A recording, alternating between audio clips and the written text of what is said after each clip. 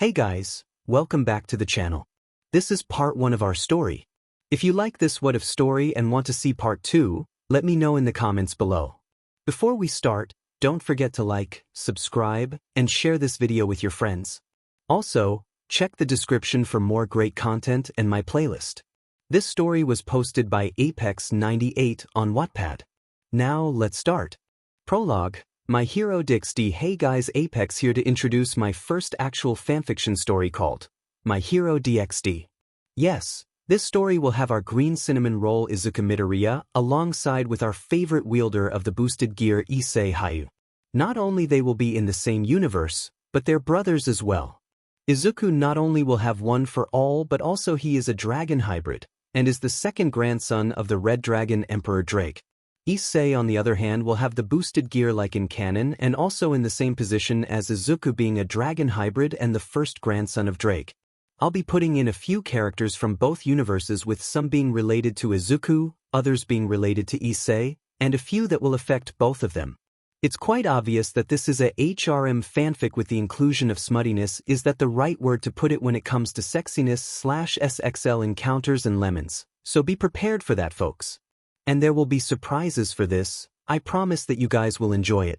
For those who hate Bakugo and give Izuku justice as a character, this story will give him the punishment he deserves.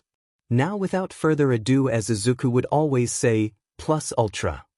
I don't own Boku no Hero Academia, My Hero Academia or High School DxD and the characters from both shows. Prologue. The Great War. Long ago, on the battlefields of the Great War, 3 factions fought for dominion over the supernatural world. The 3 factions that fought for superiority over the realm are the angels, fallen angels, and the devils. While they fought over the battlefield, 2 very powerful dragons appeared and caused chaos and havoc upon the 3 factions. The first dragon that appeared on the battlefield is a red dragon with an aura that screams, power. The other dragon is similar to the other one but is white in color and its aura that screams, divide. These 2 powerful dragons are known as the Red and White Dragon Emperors Ddraig and Albion that had entered the battlefield and caused the Great War to go on a halt. The 2 heavenly dragons caused so much destruction on the field that they were unaware that the 3 biblical factions decided to team up on them during their fierce battle for reasons unknown to them. While the 3 factions teamed up against the Dragon Emperors, which resulted in them winning against them but not with cost in lives in the tens of thousands. One lone dragon watched the battle from afar, weeping the loss of a certain red dragon that we now learn to be a father. And the young man watching them is his son named 𝐻𝐿. After the battle ended with both dragon emperors dead and their souls imprisoned in sacred gears, a certain man who was wearing a burgundy tuxedo with his chest exposed to a certain point, he has black hair with golden bangs on the front, he has a beard that looks slick, he wore jet black breathes with black boots, and his expression has the look of a person with a lax and devious nature. His name is Azazel, leader and commander of the fallen angels who participated in the Great War, who took notice of the young man's presence not far from him. He told his men to head back home while he went to the place where the young man was hiding. The young man named 𝐻𝐿 was scared out of his mind that the leader of the fallen angels noticed his presence and was walking towards him while hiding behind a huge rock not far from where his father and uncle met their end. He's contemplated on whether or not to fight or flee the fallen leader, unaware that Azazel was next to him. Hi, may I ask what you're doing here, young dragon? Azazel spoke to the young dragon. Please don't kill me, Governor General Azazel. I was about to try to stop my father and uncle from fighting each other, but I'm too late and now they're gone. 𝐻𝐿 said with a sad tone with tears coming down his cheeks. The words alone shocked the fallen leader, realizing that he's talking to the son of Ddraig and nephew of Albion, which made him scared that 𝐻𝐿 would get revenge for the deaths of his dad and uncle. Noticing the shock on Azazel's face and being aware what he's thinking, 𝐻𝐿 placed a hand on Azazel's shoulder trying to calm him down. It's alright, Azazel, you have nothing to fear because none of the members of the 3 factions especially you know of my existence. 𝐻𝐿 patted the fallen's shoulder, showing Azazel an expression of understanding. Wait, so you're not mad or upset for what we've done to your father and uncle? Azazel asked the young dragon. Of course not, it's neither yours nor mine to begin with. It was the actions my father and uncle that caused these events and sealed their fate," said Hisashi, which made Azazel sigh in relief that the dragon doesn't longing bloodshed for the three factions. /n, at least not at the time, but Hisashi will develop a hatred for the devils. Oh, I see. Well, anyway, I haven't introduced myself properly, and sorry for the scare by the way. My name is Azazel, leader and governor of the fallen angels. And you are? Azazel introduced himself to Hisashi and asked him for his name. Oh, sorry, I never got to introduce myself, haven't I? Hehe. My name is Hisashi Draco, son of Ddraig and nephew of Albion. The young dragon, now named Hisashi, introduced himself to Azazel. /n. I know this isn't the best picture out there, but please just roll with it. Hisashi had black, scruffy hair. His facial features point out that he has freckles on his cheeks that are diamond-shaped and a scar that reached above his left eyebrow to below between his left eye and the diamond-shaped freckle. His clothes consisted of a worn-down cloak that is grayish-brown in color with run-down breaths and brown shoes. The introduction alone was shocking to Azazel, to say the least, now knowing the name of the son of Ddraig. I see. Thank you for not killing me and what's left of my kind. Azazel being thankful to Hisashi while being almost overwhelmed by his powerful aura. No problem, Azazel. I'm usually the scary, powerful, threatening type of dragon because my mother raised me to be better than my father in terms of knowing when to use it and who to use it on. Hisashi said, unaware that his words amazed Azazel to the point that he did at the time what the three factions and other factions alike was thought impossible. Azazel raised his left hand towards Hisashi, making the dragon confused until, "Would you like to be allies with me and my faction?" Those words alone would change not only Hisashi's life, but the supernatural and human worlds forever. 250 years later. More than 2,250 years passed since the end of the Great War between the three factions and the fateful meeting between him and Azazel. With Hisashi now in the human world and had experienced the lives of humans living on Earth, especially in the humans living in Japan, where Hisashi sees it as his second home after the dragon territory where Hisashi was born. But these, however, was quite unique to the young dragon emperor. Because for the past 250 years, an anomaly occurred in humans which gave them amazing abilities that only existed in comic books and by extension in the ancient past due to sacred gears exist in this universe. These abilities would later be called quirks by the human population. And as time goes on, more and more people would forget the traditions they had for generations in place for new traditions that's based on quirks. Existence of quirks had almost eliminated the belief of the supernatural because what people used to believe as a supernatural phenomenon slowly turned to the norm over the years. Even though Hisashi is literally a dragon, he can actually live in a society where he doesn't have to hide as he did for the past 2,000 years.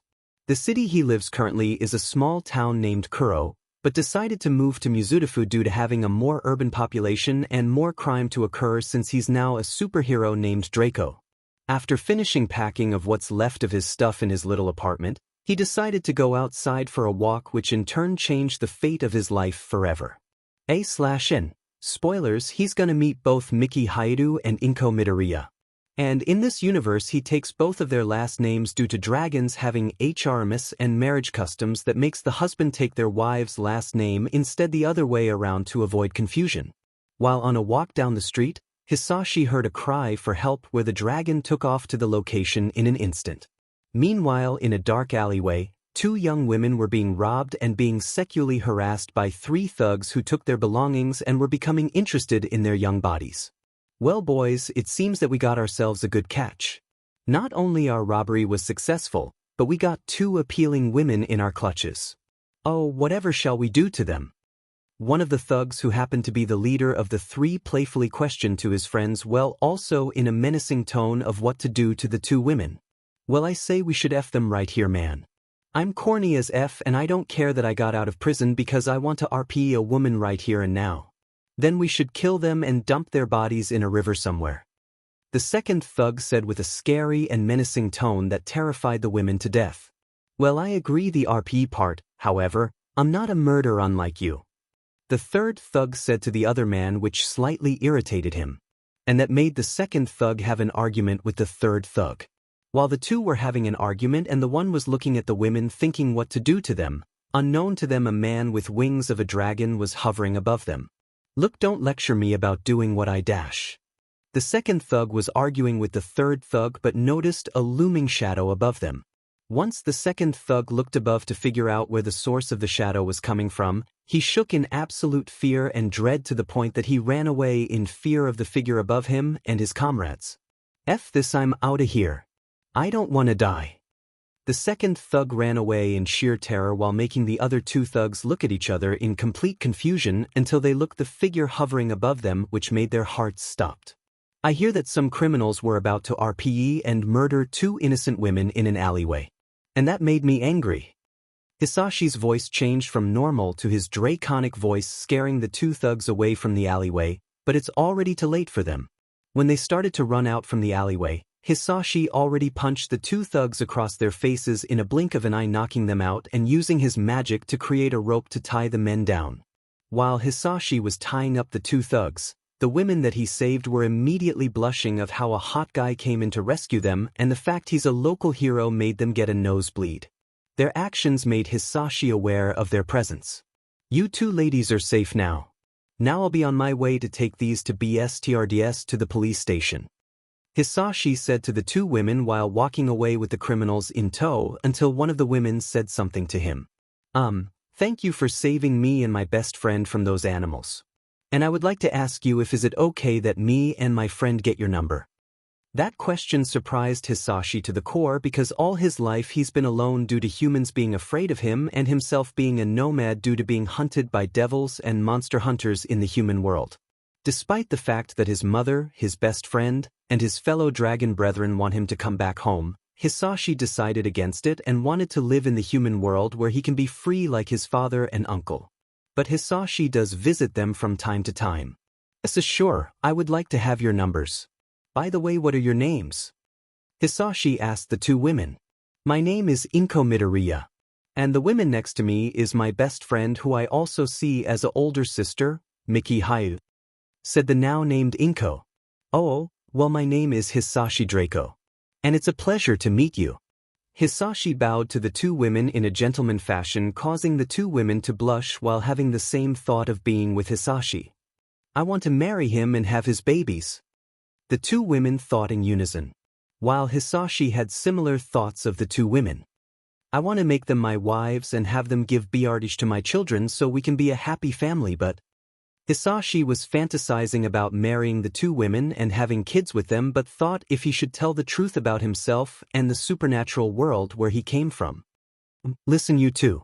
Are you sure you want to get to know me? I mean, there's more to me than having a pretty face and being the top hero in the area. Hisashi spoke his question, which got both Inko and Mickey out of their fantasy. Of course we want to know you, and I know there's more to you than just a pretty face. Even if we just met, there's something about you that gives the essence of love and warmth. Inko replied to what she believed to see in Hisashi while Mickey nodded, agreeing to her comment. Yes, you see, Hisashi, we never have the best track record with men, whether they see us as tools or SEC dolls to fulfill their lust. But you're different from the other men we encountered over the years. And I, along with Inko, feel safe with you and know that you'll love us, respect us, and take care of us for the rest of our lives. Mickey implied on Inko's statement of Hisashi. The comment made Hisashi dumbfounded in disbelief. And for the first time in his life, he felt that he can trust a human, let alone two human women of all people. Okay, well, if you insist, then would you two mind to go on a date with me tomorrow if both of you aren't busy? I got to put these two scumbags to the station and clear out the stuff from my apartment. Sure, and wait. What do you mean clearing out your apartment? Are you moving or something? Inko asked Hisashi. Yeah, I'm moving to Mizudafu because of their need for more heroes. And I like the urban lifestyle. Hisashi said, making both Mickey and Inko nodded in understanding until they realized. Wait, you're saying that you're moving to Mizudafu? Well, what a coincidence, so are we. Mickey said, making Hisashi shocked. Wait, you two are moving there as well? But, asked Hisashi. Same as you, silly. For the urban lifestyle. Mickey said while Inko agreeing with her friend as a way for telling the truth. Okay. Hisashi said while being at a loss for words. The three looked at each other for a moment with strong feeling of love and longing until 𝐻𝐭 realized what Hisashi needed to do. Well, Hisashi, I think we should get going and report this to the police, 𝐻𝐭 said to Hisashi, making him realize that he still had a job to do. Alright. Well, I'd better get going and drop these two off to the police station. While making a report in the process, Hisashi snapped out of his trance and was about to fly out of the alleyway with the two criminals before he said to the two women, "Make sure that you two stay safe on the way home, and I'm happy that I met two appealing women who deserve a happy life," Hisashi said to the two women before departing from the alleyway, flying away with the two knocked-out criminals. The scene frees with Hisashi flying above the alleyway in a Superman-like fashion while saying something in his mind that will change the course of his life forever. "I can't wait to see of what the future has in store for me," Hisashi thought, not knowing what the future has in store for him. Time skip. 5 years later, we now see an older and a married Hisashi waiting in a hallway of what appears to be a hospital. He's worried for 𝐻𝐭's health while Miki was holding his son Issei in her arms trying to calm him down by singing him a lullaby. Hisashi continued to tap his foot on the floor until a doctor opened the door and called him in to see his wife after giving birth to his kid. "Doctor, how is she?" Hisashi asked the doctor. "Good news, Mr. Midoriya, your wife's birth was a success with no issue.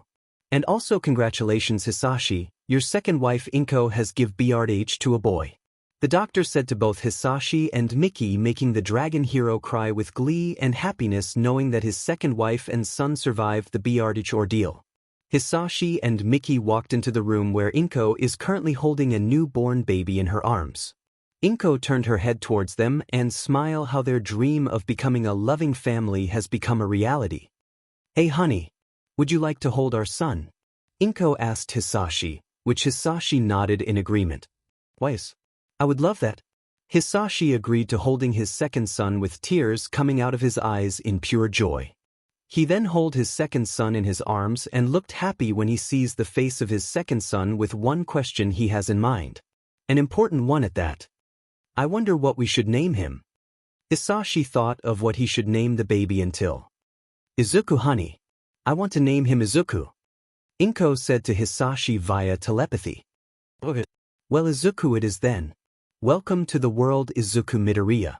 I'll make sure that me, your moms and your big brother Issei will give you the best life possible," Hisashi said to the now named Izuku while the baby boy is sleeping peacefully in his arms, not knowing what an amazing hero and 𝐻𝐮𝐭𝐡𝐨𝐫 alongside with his brother Issei in the future. Time skip. 4 years later, we now see a 4-year-old Izuku watching a TV news broadcast featuring All Might saving people from an accident while Issei, who's 5 years old, sitting beside him commenting how they'll become great heroes like All Might, with Izuku agreeing with his brother's comment.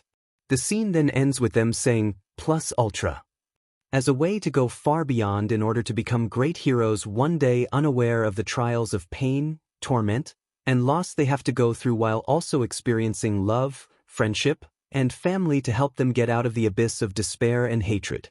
Part 1. The next day is the day for Izuku's checkup to see if he has a quirk, and we see Izuku in the back seat of a black Honda Civic A/N. That's the car I use until I get a better one, but at least for a long time, where his dad in the driver's seat while his mother is in the passenger's seat commenting on Izuku's excitement, making Hisashi laugh of the situation despite his son already has powers. Issei, however, was next beside him taking a nap but replied that he's excited to know if Izuku gets his quirk before he went asleep on the ride over there. "Hey dad, are you excited about me getting a quirk? Because I know I am." "What about you, mom?" Izuku said to his parents. I think whatever powers you get, it won't be better than the powers you and Issei inherited from me. Plus, I believe quirks aren't that special at all, besides give humans an evolutional advantage that can easily corrupt them and society as a whole," Hisashi said, explaining to Izuku that quirks aren't nothing special compared to humanity's development of technology and culture that he experienced for the past 250+ years in the human world. "Hisashi, don't try to be serious in front of our boys. We talked about this. Let them live their dreams of being heroes, since they want to be like All Might after all." 𝐻𝐮𝐭𝐡𝐨𝐫 yelled and gave the talk to her husband while Hisashi was grumbling about how his sons look up to a human with powers similar to a famous hero with a blue costume with a red cap and a huge S-shaped symbol on his chest, rather than him since he's a literal dragon emperor for crying out loud. The trip to the doctor's office for Izuku's quirk checkup took 20 minutes since the day of the checkup is on a Sunday. As soon as they got there, they went to the front desk where 𝐻𝐮𝐭𝐡𝐨𝐫 asked a nurse that Izuku's quirk appointment is today at 10 a.m. The nurse looked at the board until she sees Izuku's name on the roster, implying that they're here on time, and took both mother and son to see the doctor while Hisashi and Issei were waiting in the waiting room A/N. Is there a name for the waiting room, because I swore there's another name for it? Do you think Izuku will get a quirk? Issei asked his dad. I don't know, Issei. All I can say is that whether Izuku has a quirk or not, he shouldn't feel at fault that he didn't require a quirk in order to be a hero. But this society today is not the same as it was 200 years ago. Hisashi replied back to Issei. What are you saying, Dad? Issei asked. All I'm saying, Issei, is that people today will reject others who don't fit their criteria of being hero material rather than being accepted for being who they are. Hisashi told his son a portion of the harsh truth of this super society. If Izuku doesn't get a quirk? Issei asked his father with a worried tone and expression on his face. Prepare yourself for the worst if Izuku is qualified as quirkless to everyone, especially that Bakugo boy that you two been hanging around lately. Hisashi said to Issei. Wait, what does Bakugo have to do with Izuku being quirkless? Issei asked in a worried/annoyed tone. Where do I start? Hisashi said. As the father and son were having their conversion in the waiting room, down the hall that leads to a fifth door to the right, we see Izuku on the end of the table sweating and shocked that he didn't get a quirk like his brother Issei. As 𝐻𝐮𝐭𝐡𝐨𝐫 was shocked of the revelation that her son didn't get a quirk like her other son Issei, the doctor therefore explained how and why Izuku didn't get a quirk due to a unique mutation in the pinky toe which gives the person their quirk. As the doctor was about to explain to Izuku of the bad news, he turned around to see his x-rays again, only to stop and gasp in shock that Izuku's legs and feet have changed to that of a thick yet stretched legs with 4-digit toes that looked similar to that of a bird of prey. He then looked back at Izuku's feet, which looked normal, and he looked back at the x-ray screen, which looked exactly as he expected to see. Is something wrong, doctor? 𝐻𝐮𝐭𝐡𝐨𝐫 asked. No. My glasses just got foggy. It got foggy to the point that it made me start seeing things. Sorry for scarring you, Mrs. Midoriya. The doctor explained his backed-up lie to the mother of his patient. It's all right. I didn't expect you to jump out in shock out of the blue, 𝐻𝐮𝐭𝐡𝐨𝐫 said. While the two adults were apologizing each other, Izuku was shaking due to the fact that he didn't acquire a quirk in order to be a hero. But he immediately remembers that he himself is a dragon, well, half-dragon but still a dragon regardless, and just shook the feeling off. Even with his dragon physiology, young Izuku will have a tough time to explain this to his friend Katsuki Bakugo and his other friends from Aldra preschool about the bad news. Unfortunately for little Izuku, his optimism will not help him, as he will experience firsthand of how cruel the world can be when his best friend Bakugo and other kids with their recently acquired quirks will bully and torment him for being quirkless, unaware of the fact that he isn't quirkless nor human. As soon as Izuku's doctor appointment came to an end, the 4 family members drove their car home, aware of little Izuku's current dilemma. Hey, cheer up, Izuku. You don't need a quirk to become a hero like your old man or your big brother. You should be proud to have the powers of a dragon while being proud of actually being a dragon. Hisashi said towards his second son, unaware that his attempt of cheering him up came up with deaf ears. Hisashi, don't be blunt and arrogant towards our son. He's only 4 years old and gonna turn 5 in a few months. Just because he has your lineage doesn't mean he's able to become a hero like everyone else in the world we live in. 𝐻𝐮𝐭𝐡𝐨𝐫 yelled at her husband for being brash and arrogant in believing that Izuku doesn't need a quirk to become a hero. While the adults were arguing in the front of the car, we see the 2 brothers sitting in the back seats, where Issei has a worrying look for his little brother as he's aware of the news of him being quirkless and the consequences that will affect him both physically and mentally. Fear not, little bro. If anyone, including Bakugo, dares to bully you, I swear I'll make them regret for turning their backs on you for not having a quirk. Issei thought with a sour expression of the real possibility that his little brother will be bullied and will be labeled as an outcast from everyone around him, which he did not appreciate at all.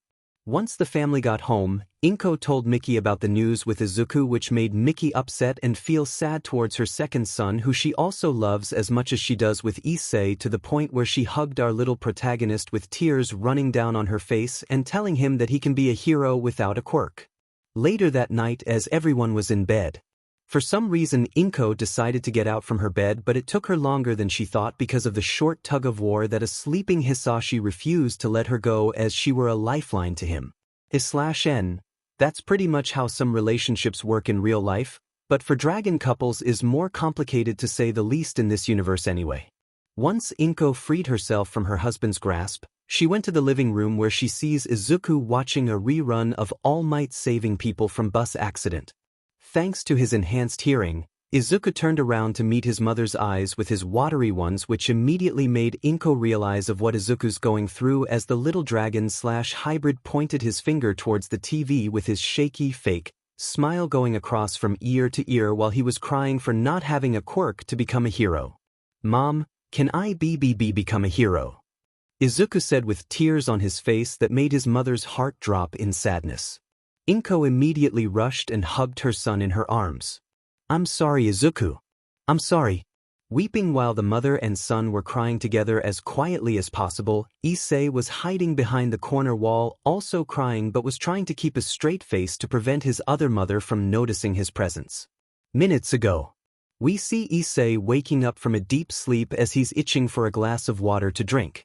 As soon as he got up, he notices Izuku's bed is empty and wondered where his little brother went off to. As Issei got out of bed, got out of his room, went through the hallway before he went down the stairs, and notices 𝐀𝐮𝐭𝐡𝐨𝐫 there standing in front of Izuku with the TV behind him. Issei went behind the wall that connects the living room to the room with the front door, trying to mask his presence from 𝐀𝐻𝐭𝐡𝐨𝐫. But after what his little brother said to his mom, it made Issei's heart drop, which made him cry as well, which is where we are at the present, and then the scene goes black. Time skip. The next morning location: Heirs/Midoriya residence, Mizudafu, Japan. Date: April 26, 2264, Monday time, 7:30 a.m. The next morning arrives and the sun is shining at the building of Aldra Preschool, where a lot of the students were being rowdy as ever. Then we see the two dragon brothers entering the classroom as if it were a normal day, but unaware to the brothers, today is the day that not only changed Issei's life but Izuku's life forever. /n. I know this isn't the preschool building, but please just roll with it. The school day went by as usual, where we see the brothers trying not to talk to everybody about Izuku being quirkless. Since Issei thought of a plan to not talk to anybody of his little brother being quirkless was foolproof. Little did they know that the harsh truth will be revealed one way or another. Okay class, now that the school year's coming to an end and for you young students will be in our elementary school branch by this fall, I'll be calling out students who went to the doctors to see what quirk they acquired. The teacher said, making both Issei and Izuku caught off guard with shock and dread coming from them, knowing that the situation isn't gonna end well. Why do I have to be here with these extras? Their quirks are not as cool as mine. Bakugo said with irritation and pride behind his voice, causing the other students to flinch and angrily call him out. Why do you call us extras, Bakugo? Yeah, your quirk is nothing but a mini firecracker. And it's nothing compared to Issei's quirk, which made him the most popular and powerful kid in our class. The students yelled at Bakugo for his arrogance while comparing his quirk to Issei's quirk. Enough, students, settle down unless you want me to send to you the principal's office. The teacher warned the students of the consequences of their actions if they continue to run amok. Anyway, let's get this started. The teacher proclaimed of calling out to the students who went to get to the doctor for their checkup, and that alone alerted the brothers very negatively on the subject until Izuku Midoriya's quirk is quirkless. No, that can't be right. I was sure that there has to be a mistake. I mean, no one should be quirkless in this class like at all, and you're telling me that our best student in my class is quirkless. The teacher rambled in utter shock and confusion of how Izuku, who was the class's gem of the student body, was proclaimed quirkless for everyone in the class to hear, including Bakugo, who like other kids of his age didn't take in very well. Alright class, I'll be right back to tell the principal of the news. The teacher ran off to go tell the principal of Izuku's current predicament while Issei tried to comfort his little brother over the issue.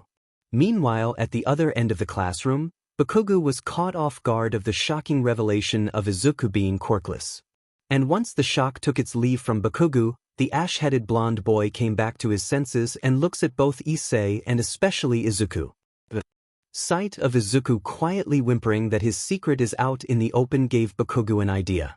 A very dangerous idea that will not only causes him his friendship with Izuku, but will almost cost him his life on multiple occasions to either be better than him or try to get rid of him. Izuku doesn't have a quirk.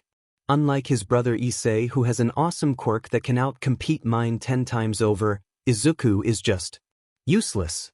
Weak, pathetic, defenseless, but most of all useless if he dreams of becoming a hero. I mean, a person without a quirk cannot be a hero. Especially someone as weak and pathetic as 𝐒𝐮𝐦𝐬. Deku. Bakugo thought with a newfound level of anger and hatred towards the dragon hybrid.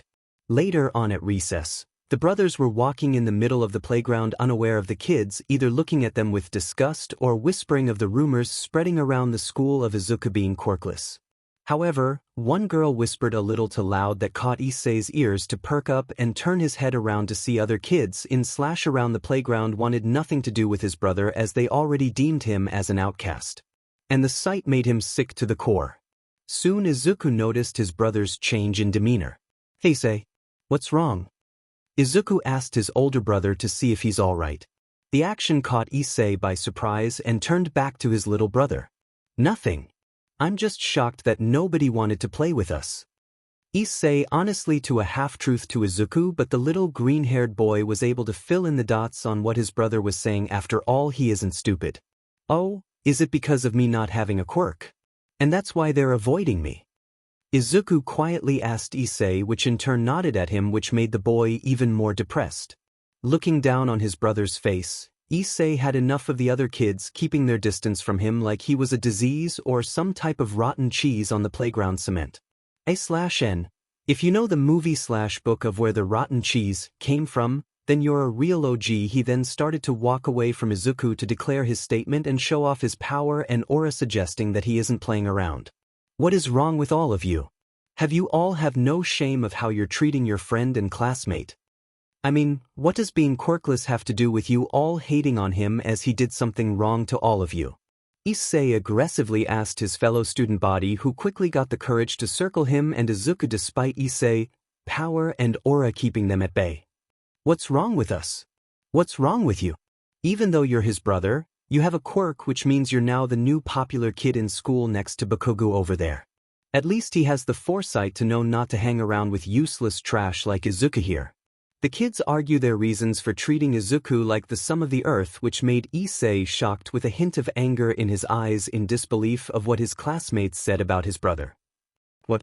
You're telling me that you despise him all because of him not having a quirk? Do you even hear yourself? You're sounding like those villains you see on the news. And you're calling yourselves future heroes. What the?" Issei's eyes turned green as he looked on the kids surrounding him and Izuku with a stoic face with a dangerous red aura behind him, which made the kids flinch and moved back a few feet but still hold their ground. "Yeah, that's right. And unlike you, he's practically useless to everyone around him. And that includes you too, Issei. So, why don't you forget about that useless brother of yours and come hang out with us? I mean, it's only fair. After all, we're aiming to be heroes, right?" Bakugo suddenly walked into the crowd towards Issei and Izuku. Izuku looked up to his brother, who has his bangs over his eyes, unaware that his brother will start a rivalry between him and Bakugo in the future. As the said boy started walking, making Bakugo and the other kids thinking he's joining his side to not only be friends but also heroes in training as well. Or so he thought as Issei's walked faster and faster until finally pulling back his left fist and aimed it at Bakugo's right cheek, which made him and others around him stunned in shock. Bakugo, for the first time ever been punched by someone who he now once called friend, immediately decided to go against him and rejected his offer to join his group and to stand by Izuku's side, which made the little ash-blonde boy not happy. Bakugo held his right cheek with his right hand as to try to rub the pain away while looking at Issei with an intense glare and betrayal. "That's it. Bakugo told Issei with venom in his voice. F in dead Hyudu. Bakugo yelled while charging at Issei with his right hand popping little explosions coming out of it. And as Issei was ready to counterattack Bakugo's punch, the unthinkable happened. What Issei didn't expect was that Izuku took the brunt of Bakugo's punch, which sent him across the field, causing the kids to go into shock that Izuku took the punch instead of Issei. Realizing what just happened to his little brother, Issei went to check up on Izuku while Bakugo came back to his senses and was surprised that Izuku, or Deku as the name he started calling him, took the punch instead of Issei. Once he sees Issei running to his fallen brother, he was stopped over his body to make sure if he's alright. Luckily for Issei, however, just like their father, Izuku is extremely durable, which in long story short he's fine, which made Issei sigh in relief. "You idiot. You scared me half to death for the stunt you pulled. I mean, what were you thinking?" Issei scolded Izuku before the little brother argues back to his older brother. "Issei, don't hurt Bakugo, please just don't." Izuku protested and standing up for himself on his older brother fighting against Bakugo. And that made Issei stop and think of the consequences he'll face if he fought Bakugo. Not to mention understand where his little brother's coming from. As soon as Izuku protested on not having his brother and friend to fight each other, the teacher quickly came on the scene asking what transpired on the playground. Once the teacher got her answers from the kids, she told Bakugo and the two boys in question to go to the principal's office at once, which made all three of them flinched. The rest of the day went as you expected, the principal scolding at the boys for fighting without adult supervision, Izuku getting in harm's way without thinking, and Katsuki shouting out profanities in front of everyone in the vicinity. The situation was so bad that the school called their parents over, which in turn are the mothers of the three children, while Hisashi was at work. After having a complicated parent-teacher conference, the two parties thanked the principal and exited the room entirely. The walk back to their cars was quite for the brothers, but for Bakugo, however, was, let's just say, lively at its finest, meaning him shouting/arguing with his mother in pure anger. Once the two parties got in their cars and went on their different ways to their homes, the three boys wondered what kind of punishments that they'll receive once their fathers hear about the news. As the Midoriya/Hyudu car pulled up to the driveway in front of their house, Hisashi was waiting on the porch with a calm yet impatient expression. Soon the family of five went into the house and both Miki and Inko told the story of how Izuku was being treated as an outcast by the other students including Bakugo, and how he prevented a fight between Issei and Katsuki from occurring. The story gave Hisashi pause as he's taking it all in until he stretched out his arms to his sons and hugged them as he was apologizing for not being there sooner. "I'm sorry, boys. I wish that I could have been there sooner to stop it from happening. But I'm glad that you two didn't get hurt as much from Bakugo's attack." Hisashi cried while hugged his sons, telling them that they didn't deserve to be persecuted/hated from society just because they didn't have quirks, or defending someone who's quirkless. Once the moment between Hisashi and his sons has settled, he told both Issei and Izuku to go to bed for the night so he can talk to his wives about the situation between their children and Bakugo and what to do about it. The scene changes to the room the boys shared, with the left side being Issei's, where we various posters and figures of various heroes. However, he's secretly a fan of Ryukyu, since for one he loves dragons even though he's a dragon himself, and second loves people with dragon-type quirks, and Ryukyu fits that narrative. While on the right side of the room being Izuku's, with posters and figures of the number one hero himself, All Might. /N. Izuku is still a fanboy in this universe just like his main counterpart, but honestly, it's creepy without a doubt. No offense for all Izuku fans out there, he's still my favorite shonen character after Eren Yeager. The two boys laid down on their beds facing each other and started talking of the events that transpired today and how they will deal with it till they enter high school. With Issei being aware of the hurdles he and Izuku will have go through till they reach their dream school in order to become great heroes in the near future, he needs to tell his little brother about the harsh truth of the world they live in and how not everything has a happy ending for everybody. Issei takes a deep breath while thinking how to calm Izuku down and tell him to be happy for who he is as a person despite not receiving a quirk that most people in this world have. Insert OST, Walking Dead theme song from Telltale's The Walking Dead. "Hey Izu, you okay?" Issei asked his little brother, who was depressed with a face that a person has when they were betrayed and left heartbroken by the person they once called a friend. Not to mention that Izuku's eyes were red from him crying on the drive home from school. For a minute, Izuku was silent until he decided to speak to his brother of what he felt from the events that happened today. I'm not okay. Why did 𝐀𝐮𝐭𝐡𝐨𝐫 said those mean things to me? I'm not useless. Am I? Izuku said to his brother. Those words made Issei feel sad even more, to the point he sat up, got off his bed, rushed towards Izuku, and put his hand on his shoulder while Izuku looked at him in a surprised fashion. Izuku, you are not useless. You're more than that. Don't let Bakugo or the other kids from school talk you down for being quirkless. Remember that you're a dragon, which is the greatest gift that's happened to us, and we both know it. Heck, I lied about having a quirk and they accepted me, but I feel guilty about lying about something I didn't have. But pretending having a quirk was in truth to have you look up to me as someone other than all might inspire you into becoming a hero. A hero that you want to be, minus being a copy of All Might, of course. Those words of passion and honesty from Issei made Izuku perk up and looked at him in awe of how his brother felt about him, of himself wanting to be a hero like All Might. Really?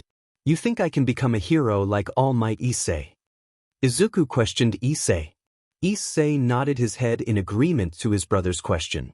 Yes, you can, and when tomorrow rolls around, I'll show you that you can be a hero even if the whole world is against you, because guess what? You're not alone in this world, little brother. Remember that you have a family who loves and adores you. And I know that one day, you'll make friends who accept you for you, and you'll get a girlfriend who will also love you for you being yourself. Issei told Izuku with sheer confidence and honesty that made Izuku's eyes watery and dashes towards to his brother's chest with his face covering it. Thank you, big bro. Thank you, Izuku said while shedding tears on his face while holding onto his brother. You're welcome, little brother, Issei said, happy to see that his brother finally calmed down after letting his feeling out. And once the brothers had their emotional moment, they went back to their beds telling each other goodnight as they prepare themselves for the next day of school. While the boys were sleeping, Issei was in a distorted place where he sees a giant red dragon over at least 150 feet in height looking down at him curiously. As Issei was about to speak to the dragon, Issei's alarm clock started ringing, waking him up from the dream as his mother Miki called out for him and Izuku to wake up to get ready for school despite of what happened yesterday. What was that? I never had a dream like that before. Issei questioned about the dream he had last night. He started to dwell into the thought until Izuku asked him what's wrong, which made Issei snap out of his thoughts and told his brother that he had a strange dream but kept that part of him meeting a big red dragon a secret for now. The scene then changes to the two boys leaving their house as they were gonna start another day at school, unaware of the destiny that has bestowed upon them on their journey to not only become heroes of the human world, but also heroes of the supernatural world as well. While the two boys are walking to their school, on Issei's left hand, if someone with a keen eye could see it, they will see a small green glow going on and off on top of the young boy's left hand. Izuku, Issei, and their parents went to the doctor for Izuku's quirk checkup to see if he has a quirk or not. But surprise, he doesn't have one, which made him upset but not mentally destroyed like how he was in canon thanks to him being half-dragon. His brother Issei heard about the news and it made him worried about how his little brother will be treated at school, not knowing that Bakugo and their fellow classmates will bully him for not having a quirk.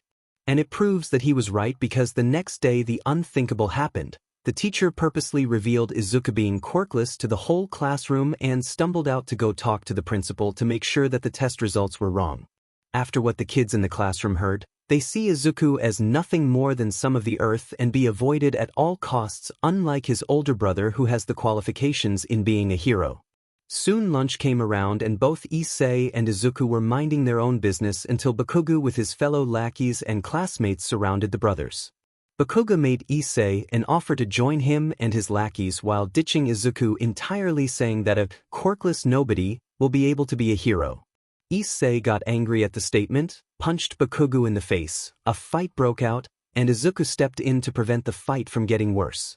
After that, the three boys were sent into the principal's office with their parents in tow. The meeting went on, Bakugo got in trouble instead of the brothers. Both parties went home to their respected houses. 𝐻𝐮𝐭𝐡𝐨𝐫 and Hisashi told Miki about the news. Then later, that night, 𝐻𝐮𝐭𝐡𝐨𝐫 caught her son watching All Might saving people on TV and asked her if he can be a hero. 𝐻𝐮𝐭𝐡𝐨𝐫 rushed her son into a hug, unaware that Issei was watching them from the distance with him shedding tears as well. When Izuku went for his room and was about to go to sleep, Issei then rushed to his brother's side and told him that he can become a hero regardless of what everyone else thinks of him, because he assures him that he and their family will always be there for him, unaware that it'll be more than him and his parents in the near future. Wink. It was late in the morning for the people of Mizudafu, but two certain individuals were joyful and energetic.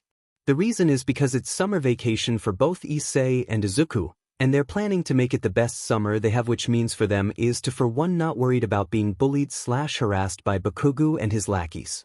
2. Izuku has all the time in the world to both do his sketchings of his favorite heroes and train his draconic powers, since he recently turned 5 years old 5 days ago, and he had a blast with his family, taking him and Issei to the amusement park to help them forget about the months both boys endured from the torment from Bakugo and their classmates treating them like outcasts for different reasons. The family was planning to go to the park to have a picnic, which made the Dragon brothers excited with delight.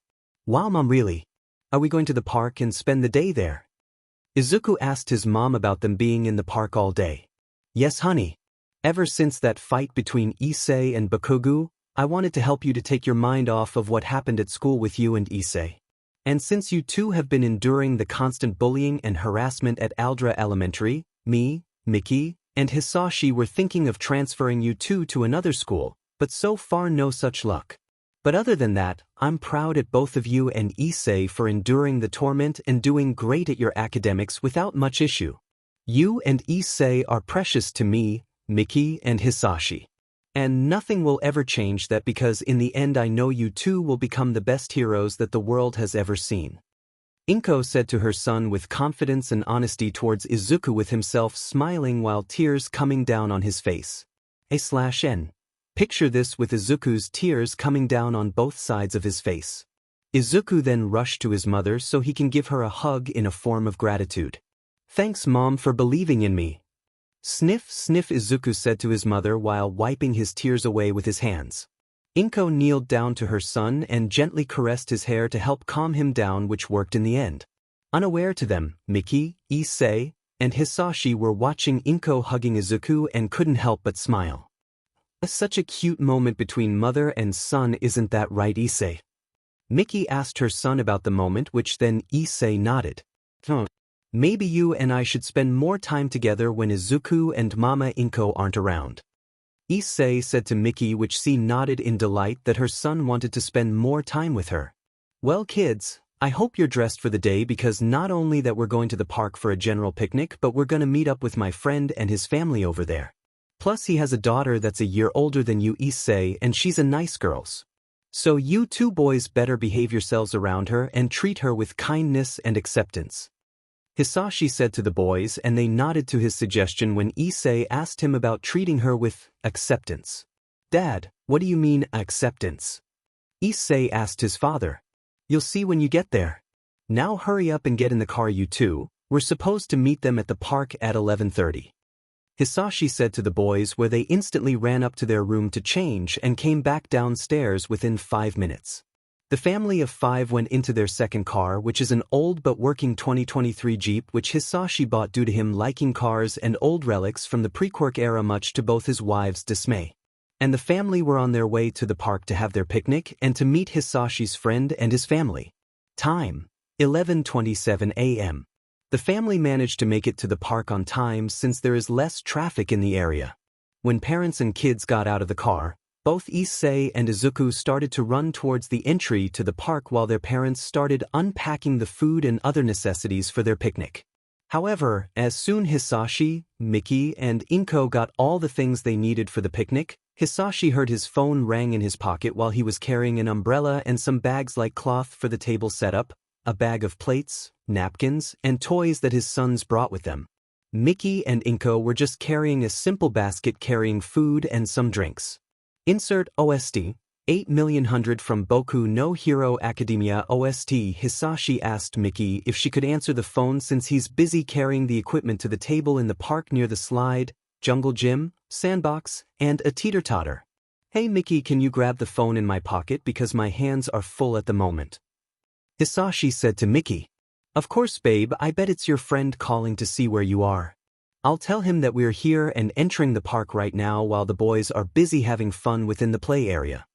Mickey said to Hisashi, which sighed in annoyance, causing Mickey and Inko to giggle in amusement. Hello, sorry Hisashi's carrying our stuff in the park right now. Are you guys here? No, oh that's what happened. Oh, okay don't worry, we'll see you in 10 minutes. Okay see you then bye. Mickey hangs up the phone. Hisashi, it appears your friend will be a little late due to a traffic jam caused by a fight between a hero and a villain. But he said that it's not bad since the damage wasn't severe and will be here in a few minutes. Mickey said to reassure her husband while Inko nodding in agreement with her. While the adults were setting up at the picnic table nearby, both Issei and Izuku ran towards the middle of the park where moments later they're playing in the sandbox with their toy shovels and buckets in hand. And OST 10 minutes later. After some time waiting, Hisashi, Mickey, and Inko see a gray Subaru parking next to their car and they were delighted that their friend made it without any issue. The couple were exiting their car while their daughter exited on the right side of the car and grabbed her mother's hand as a way not to lose her. Hey old friend, it's been forever since the last time we've hanged out. Hisashi said to his friend who was amused by his friend's antics. You too, old friend. Last time we've hung out together was the week before my wedding with Shuri. Not to mention that you're reptilian but got drunk as soon we cut the cake, used your tail to trip me causing the cake to go up in the air, and lastly landed on my face. The friend said with a hint of embarrassment behind his stoic tone voice. Now honey don't be sour to Hisashi. I thought it was funny back then. And here I thought I'll put a piece of cake on your face. His wife said to him, causing him to fluster and turn away to avoid further embarrassment. Ha ha, see 𝐶𝐶, even your wife wanted to smudge cake on your face.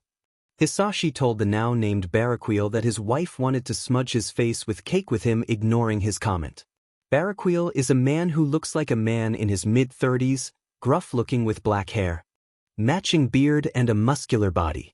He's wearing a standard black dress shirt with navy blue breathes with black shoes. Even though he looks like a normal person, as normal to live in a world where people have quirks, 𝐶𝐶 is actually a fallen angel. And not just any fallen angel but the leaders of the Grigori in the underworld. Standing next to him is his wife Shuri Himejima, an appealing woman who possesses long, flowing black hair, fair skin, and light brown eyes. She's wearing a white t-shirt with light blue breathes and white shoes. And finally standing beside her is her daughter Akino Himejima. Akino is a little girl with long, black hair, fair skin, and purple eyes. She wears a light purple dress with a black tuft that goes down to her waist. And she's wearing a purple hat with a flower on her head, and she is wearing black strap-in sandals. It's that your daughter 𝐶𝐶. She looks exactly like her mother. Hisashi asked 𝐶𝐶, who then nodded to him. Yes she is. And she's the greatest blessing for me and Shuri to have in this world despite what humanity has become these days. 𝐶𝐶 said to Hisashi with a hint of resentment towards humanity. Shuri saw this and pinched his right cheek, causing some pain to the fallen angel. Come on 𝐶𝐶, you don't mean that I mean I don't have a quirk and you still fell in love with me despite my flaws. Shuri said to her husband with a sadistic smile and an intense aura that surround her, causing anyone nearby to go the other way. While the adults were done greeting each other and were busy setting up the table, Shuri told Akino to go play with Issei and Izuku since in a way they're like her since they aren't human either, which made Akino curious and wary about them.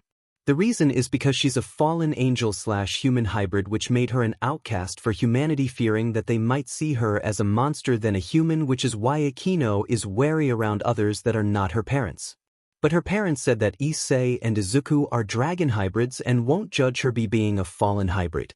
Akino then agreed to her mother's statement and she headed to the sandbox where Issei and Izuku were playing. However, by the time she got there she saw no one at the sandbox, only a pair of toy shovels and a pair of small buckets. Unknown to Akino was that the boys went to the bathroom to do their business, so she decided to go into the sandbox and play while waiting for the boys to come back to meet her. She then hear other kids walking towards the sandbox where she's at, so thinking it was the brothers that she was gonna play with, Akino turns her head around to say hi, but she then stopped with her eyes dilated in fear of who's in front of her. The kids who were in front of her were none other than 𝐻𝐿𝐵 himself along with his lackeys who stared down at her as if she was prey. Unknown to 𝐻𝐮𝐭𝐡𝐨𝐫, she unconsciously sprout her wings out. 𝐴/N. I know this isn't the best picture for this type of scenario, but it's the best I got. Hey, look what we have here, guys. It's just a dumb girl playing in the F in sandbox. What are you, a effin' baby? And look at those dumb but wings. Are you some kind of chicken or something? Because that's lame and a death sentence for a weakling like you. 𝐻𝐿𝐵 said to 𝐻𝐻𝐿, causing her to shiver in fear, hoping that someone will come and save her. Unfortunately, so far no one came and intervened between her and the bullies.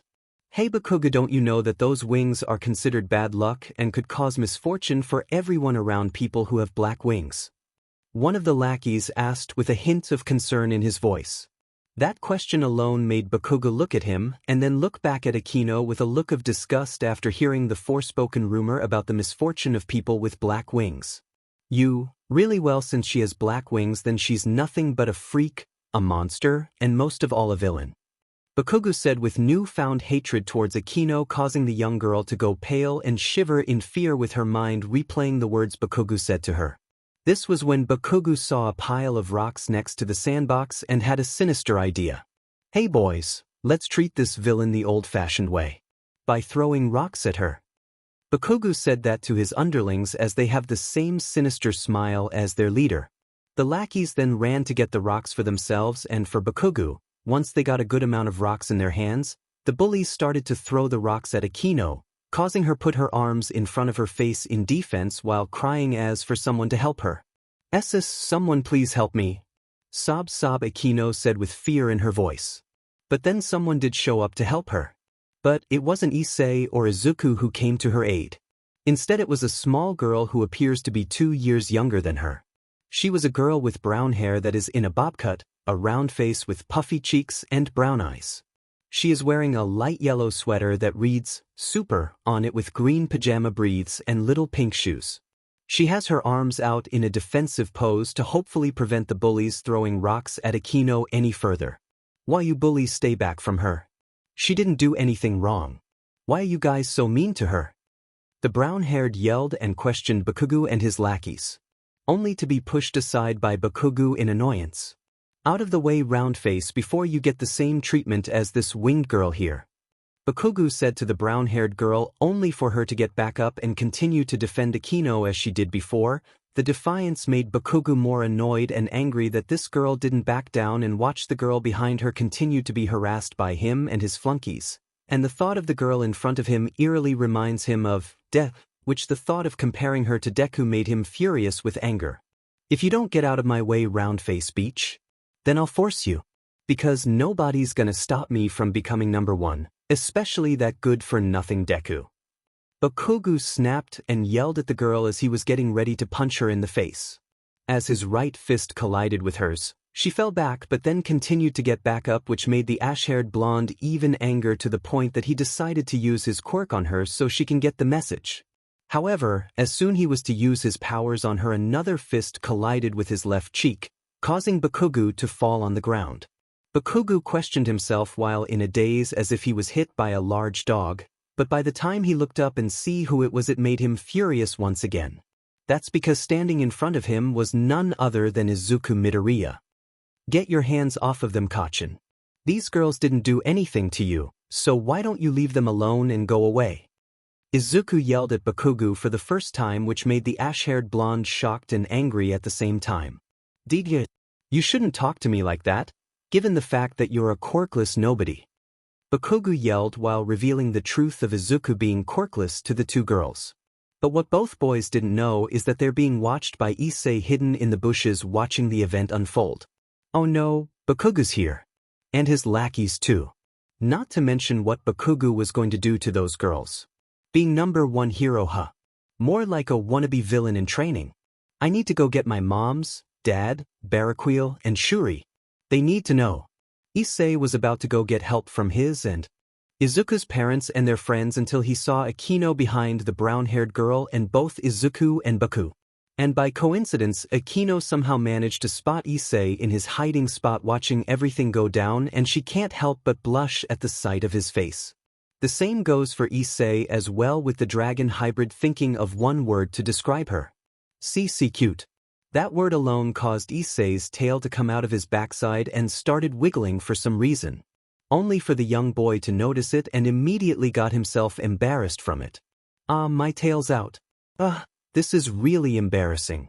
I sure hope nobody's here to see this. Luckily for Issei, there is nobody around except for the children and his brother in front of him. Issei managed to retract his tail back into his body thanks to the training he and Izuku got from their dad, and slowly retreating out of the bushes to call his parents and their friends for assistance. Meanwhile at the table, the adults were busy talking about, well, adult stuff, but Shuri asked both Hisashi and his wives an important question that made them speechless. So Hisashi, Miki, and Inko, what do you think of one of your boys marrying our little 𝐻𝐾𝐮𝐽𝐻? The question made Hisashi spit water out his mouth comedically on Baraquil's face, which made him shocked and disgusted by his friend's action. Shuri, there's no way that our daughter will marry either son from this man. She's only 7 right now. And there's no force on earth, heaven, or hell to make me approve my daughter being in a relationship, let alone marrying either of Hisashi's 2 boys. Baraquil let his mind speak for him while not realizing that Issei just showed up at the table only to be stunned by what the fallen angel just said. The boy in question, Baraquil, said about turned to his right and was also shocked and stunned that the boy heard him spill the beans, only for Shuri to pinch his cheek in a form of irritation and embarrassment. Shuri in question has a smile across her face, but not a genuine everyday, happy smile. No, this smile belonged to that of a SDST with a purple aura coming out from her, making Issei and Hisashi intimidated, while both Miki and Inko understood the situation and gave their fellow mother a mental thumbs up as to keep her husband in check while making sure that Hisashi won't make the same mistake he did. With the situation between Baraquil and Shuri was going underway, Miki went to Issei to ask him what is he doing here and what happened to Izuku. Issei told the adults everything that took place at the sandbox, which made parents of both groups surprised, scared, and most importantly angry, but for different reasons. Issei led the parents to the sandbox where they see Izuku constantly blocking Bakugo's attacks, with him landing a few good hits on him here and there. The sight was so shocking and heartbreaking to the parents, so much that both Hisashi and Baraquil looked at each other for a second and nodded in agreement that this fight ends now. Just as soon as Izuku gave a right hook on Bakugo's face and was about to throw another one in on him, Hisashi grabbed his wrist, which caused Izuku to look up at him with anger in his eyes. A look that Hisashi knows all too well. Izuku, please stop this now. Hisashi yelled at Izuku, causing the emerald-haired boy to snap out of his angered state, and moments later began crying while saying that he couldn't stand by and watch Bakugo and his lackeys bully and harass the 2 girls he was protecting. Those words made Hisashi proud, but also concerned of his son's ever-growing power due to him having bruises and nothing more. While Bakugo had a sore cheek, a bloody nose, and signs of scratches and bruises along his clothes and body. The girls looked at awe of what Izuku said, and the brown-haired girl started to blush at the sight at the green-haired boy. After Hisashi and Baraquil managed to get their hands on Bakugo minus his lackeys, since they got scared by the sight of the parents and ran away while Bakugo was busy fighting Izuku, Hisashi asked Izuku to check up on the girls to see if they're okay, which Izuku nodded and went to see if they're alright. Once Izuku got to where the girls were at, one of them, the brown-haired one, looked up at him and looked at his hand reaching out to her despite it's covered in blood from his fight with Bakugo. Are you okay? If not, then please let me help you. Izuku asked the girl in question with her eyes looking at his, and he did the same as well. To the girl, it looks like she meet her very own Prince Charming, while for Izuku on the other hand, the girl looked like the most appealing girl that he's ever seen. Insert OST, Bird in a Cage from Attack on Titan Season 1 OST. When the girl reached for his hand, everything that was around them went white as the 2 kids looked into each other's eyes down to their very soul, like they're forming a connection. A zing between the 2 kids. A/N, you see what I did there? If not, the zing came from a well-known animated movie that had multiple sequels. Then suddenly reality hits them once again, as the 2 kids weren't aware of what happened to them. However, While the two kids were busy with their moment, Issei went to go check up on Akino to see if she's alright. Luckily for her, however, she's fine minus the trauma she just went through, and it could have been worse if Izuku hadn't intervened. When Akino looked up at Issei though, she immediately realized who he was as her parents mentioned him and Izuku on their way to the park to have a picnic with them. In her mindscape, she thought of Issei as being her one true love despite the circumstances with his brother saving the day, but she didn't mind of having a kind-hearted soul like Issei coming in for the rescue and sweeping her off her feet. I guess you're Akino, right? If so, then my name's Issei Haidu and a pleasure to meet you. Issei asked Akino if she's her while introducing himself to her. Yes. It is. And it's very nice to meet you too, Issei. I hope we can become good friends. Akino uttered a bit before introducing herself while hoping to become closer to Issei, unaware that this day will begin of a long-lasting relationship that will bloom as time goes on in their lives. Once Issei got Akino on her feet, the two kids started walking back to their parents. In doing so, Issei turned his head around to see how his little brother is doing with the other girl. Pause OST at 2:20 and 20 minutes for Izuku, on the other hand, was in the same dilemma with one of the girls he just saved from Bakugu's wrath. And the poor boy doesn't know what to say due to his shy nature. Thankfully, the girl Izuku rescued introduced herself to him. Thank you for saving me. My name is Ochako Uraraka. And your name's Deku, right? The girl now named Ochako introduced herself to Izuku while accidentally assuming that Deku is his actual name that caught the dragon hybrid off guard. Continue OST at 2:45/2 minutes and 45 seconds. WW. No.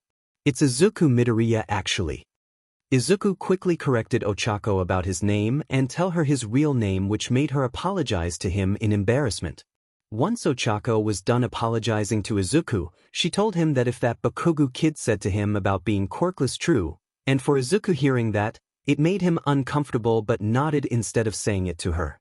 The way Izuku behaved towards her made her feel guilty that she pried into someone else's business, but she couldn't let this boy who she thought is quirkless be alone in the world. So, Ochako made the decision of helping Izuku by being his actual first friend who will be beside him at all times, for all time, not knowing that not only the two will be together in the future, but Izuku will have many more women following Ochako to be at his side and bear witness the events that will change their lives forever. A/N. This is the best picture I could find, so please don't judge me for uploading this picture. Before Ochako departed from Izuku to go home with her family, she told him that he can be a hero whether he's quirkless or not. And what she said next made Izuku's heart burst with happiness. Izuku, you know the name Deku, where I come from before me and my parents moved here, means that you can do it, so don't belittle yourself or let others like Bakugu tell you that you're worthless, because you're not worthless. You have every right to become a hero. Maybe even become the greatest hero of all time, so please Izuku, for yourself, your family, and for me, don't give up on your dream on becoming a hero, because it's what you, me, and your brother dreamed of being. I know you can do it, Izuku, you just have to believe in yourself. With that speech that came from her mouth, Izuku was awestruck by the words Ochako told him, and for the first time he cried out of relief and joy that someone told him that he can be a hero. The day started with Issei along with his parents, both being Miki and Hisashi, driving towards the Kiyoshi shopping mall in hopes to get Issei in high spirits after yesterday's events at the park, which made both Issei and Izuku concerned over Bakugu's aggression towards them and other kids within Bakugu's eyes, either weak or villainous quirks that should be castrated from society. Issei was in the back seat of the jeep they were in, having his mind replayed everything that occurred the day prior after his little brother's fight against Bakugu and saving both Akino and Ochako from Bakugu's wrath against them. He was disturbed of how a kid like Katsuki Bakugu can instantly become a friend at one moment, and then an enemy the next. The moment Issei decided to stick with his brother Izuku despite him being quirkless, which Issei wasn't bothered at all. And then while both brothers aren't around for Bakugu to try and torment, Bakugu decided to pick on other kids who he sees as a threat to his supposedly awesome origin story of how he will become the #1 hero in the world, while Deku, Issei, and many other hero wannabes will be under his feet where they belong. Bakugu. I can't believe he's willing to go this far just to satisfy his growing inflated ego of that the world revolves around him. Well, let's see how he likes it once his parents are down scolding him for being the bully that he's slowly becoming. Issei thought with a small smile of satisfaction as he believes that Bakugo will finally get what he deserves. Unaware to Issei, however, the incident between Bakugo, the two girls, and Izuku himself will only increase his hatred towards the brothers, mostly Izuku, for obvious reasons, which will lead to a chain of events later on that will cause Bakugo to do something that a wannabe hero should never do in their lives. Flashback. The flashback starts with Ochako telling Izuku that he can be a hero despite himself being quirkless, and that alone made Izuku shed tears of joy while having a smile on his face as if he finally got the recognition of being a hero while everyone else didn't believe in him. After crying and wiping his tears for a good minute, Izuku thanked Ochako for believing in him and hugged her, which made the future Gravity heroine blush to the point of passing out. But in a good way. Wink. But luckily for the round-faced girl, she didn't and gave Izuku a hug as a way of saying thanks. She then stepped away from Izuku and tell him that if he wanted to hang out sometime, then he should ask his parents and have them contact her parents so they can meet each other up sometime in the near future. She then gave Izuku her parents' contact info, saying goodbye to Izuku while waving her arms in the process. Izuku then waved back at her and told her that he's sure that he'll hang out with her soon, which made her blush. But that blush caused her to speed walk away from the boy as Ochako was experiencing inner turmoil of thinking of the said boy. After Ochako left Izuku at the sandbox, she was blushing madly as if having these thoughts and feelings towards Izuku are like on-off switch that can't be turned off. /n. This is the best image I got. So, just imagine this is how Ochako is feeling but younger. What are these feelings that I'm experiencing right now? It's weird but somehow felt right. Maybe it's because of how Izuku protected me and Akino from that Bakugo kid who wanna beat us up to a pulp. No to mention the bruise on my cheek, which hurts as if getting hit by a boxing glove. Ochako said while mentioning about the injury she got on her right cheek, and then it happened. Buwakach. That hurts. It really hurts. I don't know how Izuku managed to endure that bomb boy's quirk. Ochako said while trying to hold back her tears from the pain she just experienced by trying to rub her left cheek with her hand. She soon met up with her parents at the other side of the park and told them everything that happened. Meanwhile, before Ochako departed with Izuku, Issei watched the events between them and he was amused of the conversation between the two. He decided to tease his brother about him flirting with Ochako later, but right now Izuku, their parents alongside with Akino and her parents will have to deal with Bakugo and the punishment that he will have to deal with his parents on the ramifications that he did with Akino and Ochako. Bakugo on the other hand was sitting on the bench with a scowl expression of thinking on one thing alone, that he's in trouble. With him are both Hisashi and Barraquil, who are looking down on him with angry expressions as if they're telling the boy that his actions led to him getting caught and it was his fault, with Bakugo looking down in fear as if he looked up at them, they'll kill him without question. While trying to avoid the angry looks of the two dads, Bakugo was reminiscing of how he got into this situation in the first place, and his thoughts led him to one conclusion which made him sad.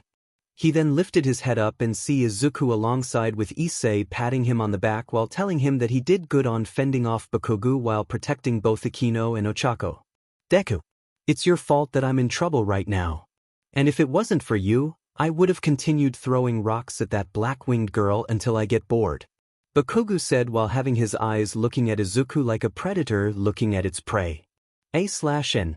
Again same like Ochako, but it's Katsuki Bakugo as a kid who's giving Izuku the death stare, but luckily Izuku was unaware of Bakugo giving him the look. While Bakugo was giving Izuku the death stare, Izuku was being praised by Issei and Inko, who was happy that her little cinnamon roll of a son protected to girls and stand up against a bully, even though that said bully happened to be Bakugo, who was still giving the stare, which Hisashi noticed. Katsuki, are you mad at what my son has done to you? Because if so, then I'll teach you a lesson that you'll never forget. Hisashi said while emitting his aura to Bakugo, which made the ash-blonde boy shake in fear. Barraquil also did the same, but what he said next made the boy sht his breathes. Literally. If I ever see you around my little Akino again, I'll make sure I'll cut your arms off, fly you into the stratosphere and drop you while you scream, knowing that no one will help you. Barraquil said in a menacing tone while having a face that resembles immediate death to anyone who would dare cause his family harm. Hearing on what Baraquil said, Bakugo immediately himself and fainted soon after, much to the father's delight. Hisashi laughed of Katsuki's reaction while Baraquil went back to his stoic expression that he was known for, while both Miki and Shuri called up Bakugo's parents and told them about the events that took place. "Hello, yes Mitsuki, it's Miki. I'm good, but that's not why I called you right now. You see, your son Katsuki was in the park along with his friends and they bullied on my friend's daughter for having black wings, which in their minds believed that it's a bad omen. And guess what your son did? He threw rocks at her as if she was a monster. I know that you're shocked about this, Mitsuki, but I'm telling the truth. And to only make things worse, your son fought Izuku for protecting Akino and another girl who's trying to help her." Miki said to Bakugo's mother, who was in utter disbelief that her son would this sort of thing towards other kids his age. But due to recent events that happened at Aldera for the past 3 months, she started to understand while being angry at the same time. Miki continued the call for the next 4 minutes until she hanged up the phone, announcing that Bakugo's parents will show up in 20 minutes to pick up their son and apologize for his actions towards Izuku and Akino at the sandbox. By this time Bakugo had already woke up and was not happy that he now needs to change his briefs/shorts and now was about to be scolded and punished by his parents. After waiting for 20 minutes, Bakugo's parents showed up with Mitsuki having an angry expression while her husband Masaru expressing a disappointing look towards his son. Mitsuki is a woman with spiky ash blonde hair and red eyes, the same aforementioned traits that her son Katsuki inherited. Because of her quirk, she maintains a youthful appearance. At home, she is seen wearing a white blouse underneath a lavender cardigan with a short black skirt. She's 28 years old and her youthful appearance made all men except for Hisashi and Baraquil blush of seeing a woman like her with a hot body that made men wish that they have her as a girlfriend/wife, while their girlfriends/wives give them a jealous/angry/pouted looks, while also jealous of seeing Mitsuki's body in all its glory. Masaru is a middle-aged man of average height and build who has short brown hair similar in style to his wife and son, a short mustache and rectangular glasses. Masaru saw the other guys looking at his wife and tell them to piss off before he makes them sorry. He's 32 years old right now. Plus, unlike his main counterpart, this version of Masaru has a backbone. "We're here. Sorry that this little SHT of a son caused you guys so much trouble," Mitsuki said to the parents of both parties, and they forgive her while also not blaming her for her insolent son's actions to Izuku and Akino. The parents were talking about the incident while Mitsuki was grabbing her son by the arm in a tight grip to make sure that he doesn't run off somewhere to get away from them. While that was going on, the brothers along with Akino were hanging out at a nearby bench and were introducing each other while talking on the incident, but quickly were talking on random subjects that they enjoyed so much, it made them forget about the events that took place earlier.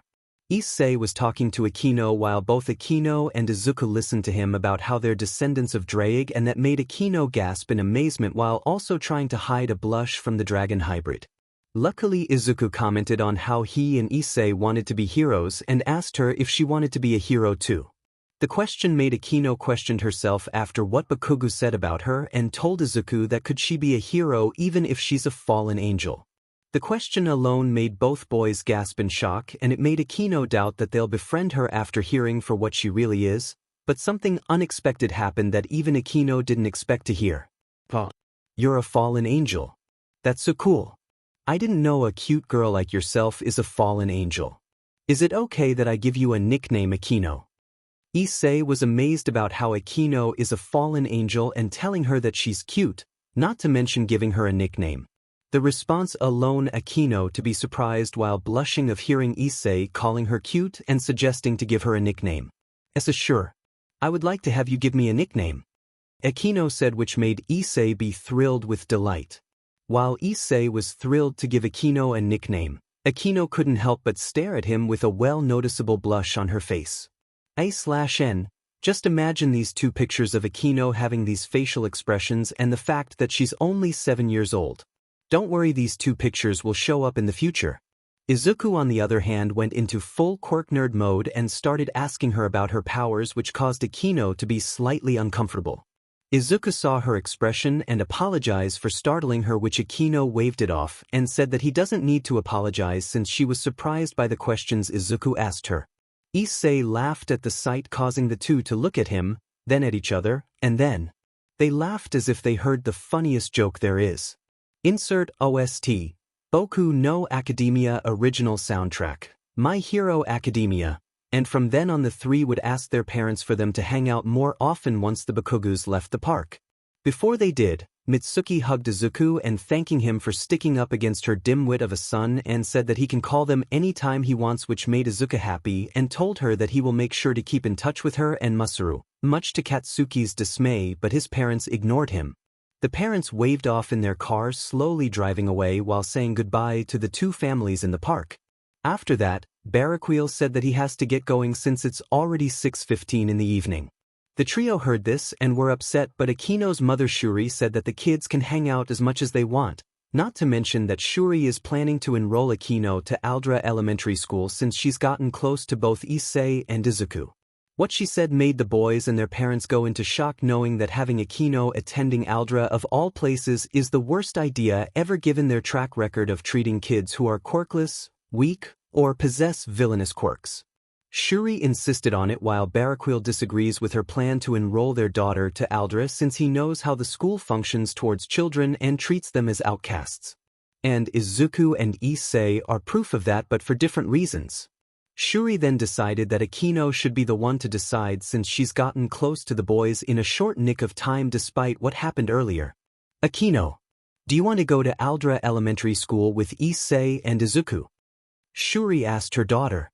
Akino looked at her mother and then back to the boys who she recently befriended with. Akino then did something unexpected, much to everyone's dismay. Nodded yes. Mother, I want to go to school with them, even if I just heard that the school has a bad reputation. But still I want to be beside them, whatever it takes for them not to be alone and hated by everyone. If the world is against you too, then so be it, because I'm also sharing the burden with you. Akino said and made her declaration to the boys, which made them shocked and intrigued of how she will be a social outcast, just to let them know that they're not alone in this world anymore. And OST, after Akino made her declaration to the boys and their parents, she then walks off with her parents who were ready to head home before Issei stopped her and said to her if her nickname should be.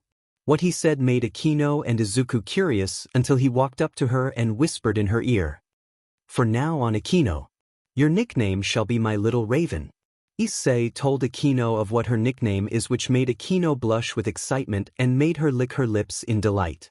She then thanked Issei by giving him a hug and give him a peck on his cheek, much to everyone's shock. My Akino, I'm surprised that you're growing up so fast. To think you have fallen in love with a boy soon. Shuri said to her daughter, who runs towards her, and Barraquil with her face covered by her hands to cover her blushed face. This reaction caused Barraquil and was about to talk down to Issei like how a father would talk down to their daughter's boyfriends. But was called back by Shuri with a scary aura behind her, and with that manifested an Omi mask, which spelled punishment for Barraquil if he isn't careful. Luckily, however, Barraquil said nothing and walked to the car along Akino beside him. So henceforth, the 𝐾𝐮𝐭𝐡𝐨𝐫 family left the park waving at the Hayato/Midoriya family, with the boys doing the same. Flashback and time skip, 11:05 a.m. We now see Issei stumble back to reality once his mom announced that they're at their destination, which is the Kiyoshi Ward shopping mall. Where we see Issei in the parking lot and he sees the sign stating that they're at their destination. Insert OST, Boku no Hero Academia original soundtrack, 𝐒𝐮𝐭𝐡𝐨𝐫. Bright and cheerfully, Issei got excited to see that they're at the Kiyoshi Ward shopping mall, and he can't wait to go on a shopping spree and have his parents buy toys and games for himself and Izuku. The mall is so big that it can be a small city to some people. They have everything a normal mall would have, but it's slightly more advanced, and of course the obvious of it being implemented in a superhuman society, making it the new normal for people in this quirk era. Issei along with Hisashi and Miki walked around the mall, walking in and out stores left and right, with him leading the charge while holding his mother's hand. And Hisashi, well, he's carrying both his son's bags and his wife's bags like a pack mule. 𝐴/N. It's like this, but it's Hisashi with bags that his son made him buy, and his wife Miki who made him carry the items while she get to spend time with Issei. Time skip, 12:15 p.m. After an hour of walking around the mall and buying things along the way, the 𝐻𝐮𝐬𝐴 family decided to go to the food court that's in the middle of the mall. Once they made it to the food court, they see to their surprise or sheer luck that there's hardly anyone at the food court, but they aren't complaining. Once the family walked to the table of their choosing, Hisashi carefully put the bags on center edge of the table and asked them of what they should eat. Miki said that she wanted ramen while Issei wanted katsudon, which like his brother Izuku is his favorite meal. Hisashi nodded in agreement and said that he'll order himself some ramen since he isn't that hungry right now. Hisashi then walked off to the nearest ramen stand to order their food. Soon after, Miki sat down on the table next to Issei and asked him how he's enjoying his time with her and Hisashi. Well, Issei, You enjoying yourself so far today? Miki asked Issei. Yeah, but I wish that Mama Inko and Izuku are here with us, Issei said to Miki with a somber tone, showing Miki that he's a bit sad that his brother isn't with them right now. Miki then put her hand on Issei's right shoulder and slightly bring him closer to her. This helped calm Issei down with the boy looking at his mother. I know how much you want Inko and Izuku to be with us. Trust me, I wanted them to be with us too, but you must understand that Izuku's growing up and can fend for himself, especially what happened yesterday, might I add.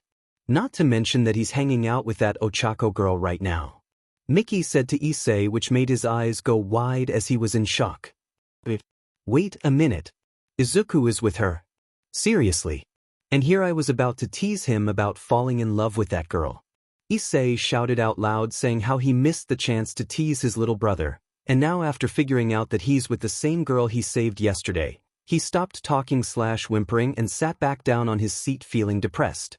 Miki saw this and giggled at her son's antics. And just when Issei was about to say something to his mom, he sees a glimpse of crimson red hair in his sights, which he turned his head to the left and he saw a cute red-haired girl with blue eyes, white skin, and she has abnormally long red hair that goes down to her thighs at such a young age. She's wearing a pink tank top with 3 lines of flounces in the middle of her top. She's also wearing a black skirt with strap-in black shoes with white socks. A/N.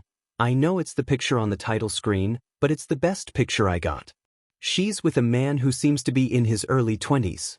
He has shoulder-length crimson hair and blue eyes. In fact, Issei has described him as the male version of the said girl Issei saw. He's wearing a black suit with a white undershirt with a green tie. He also wears black briefs with black dress shoes. Issei was stumped to see that the man looked extremely similar to the little redhead girl who caught his eye.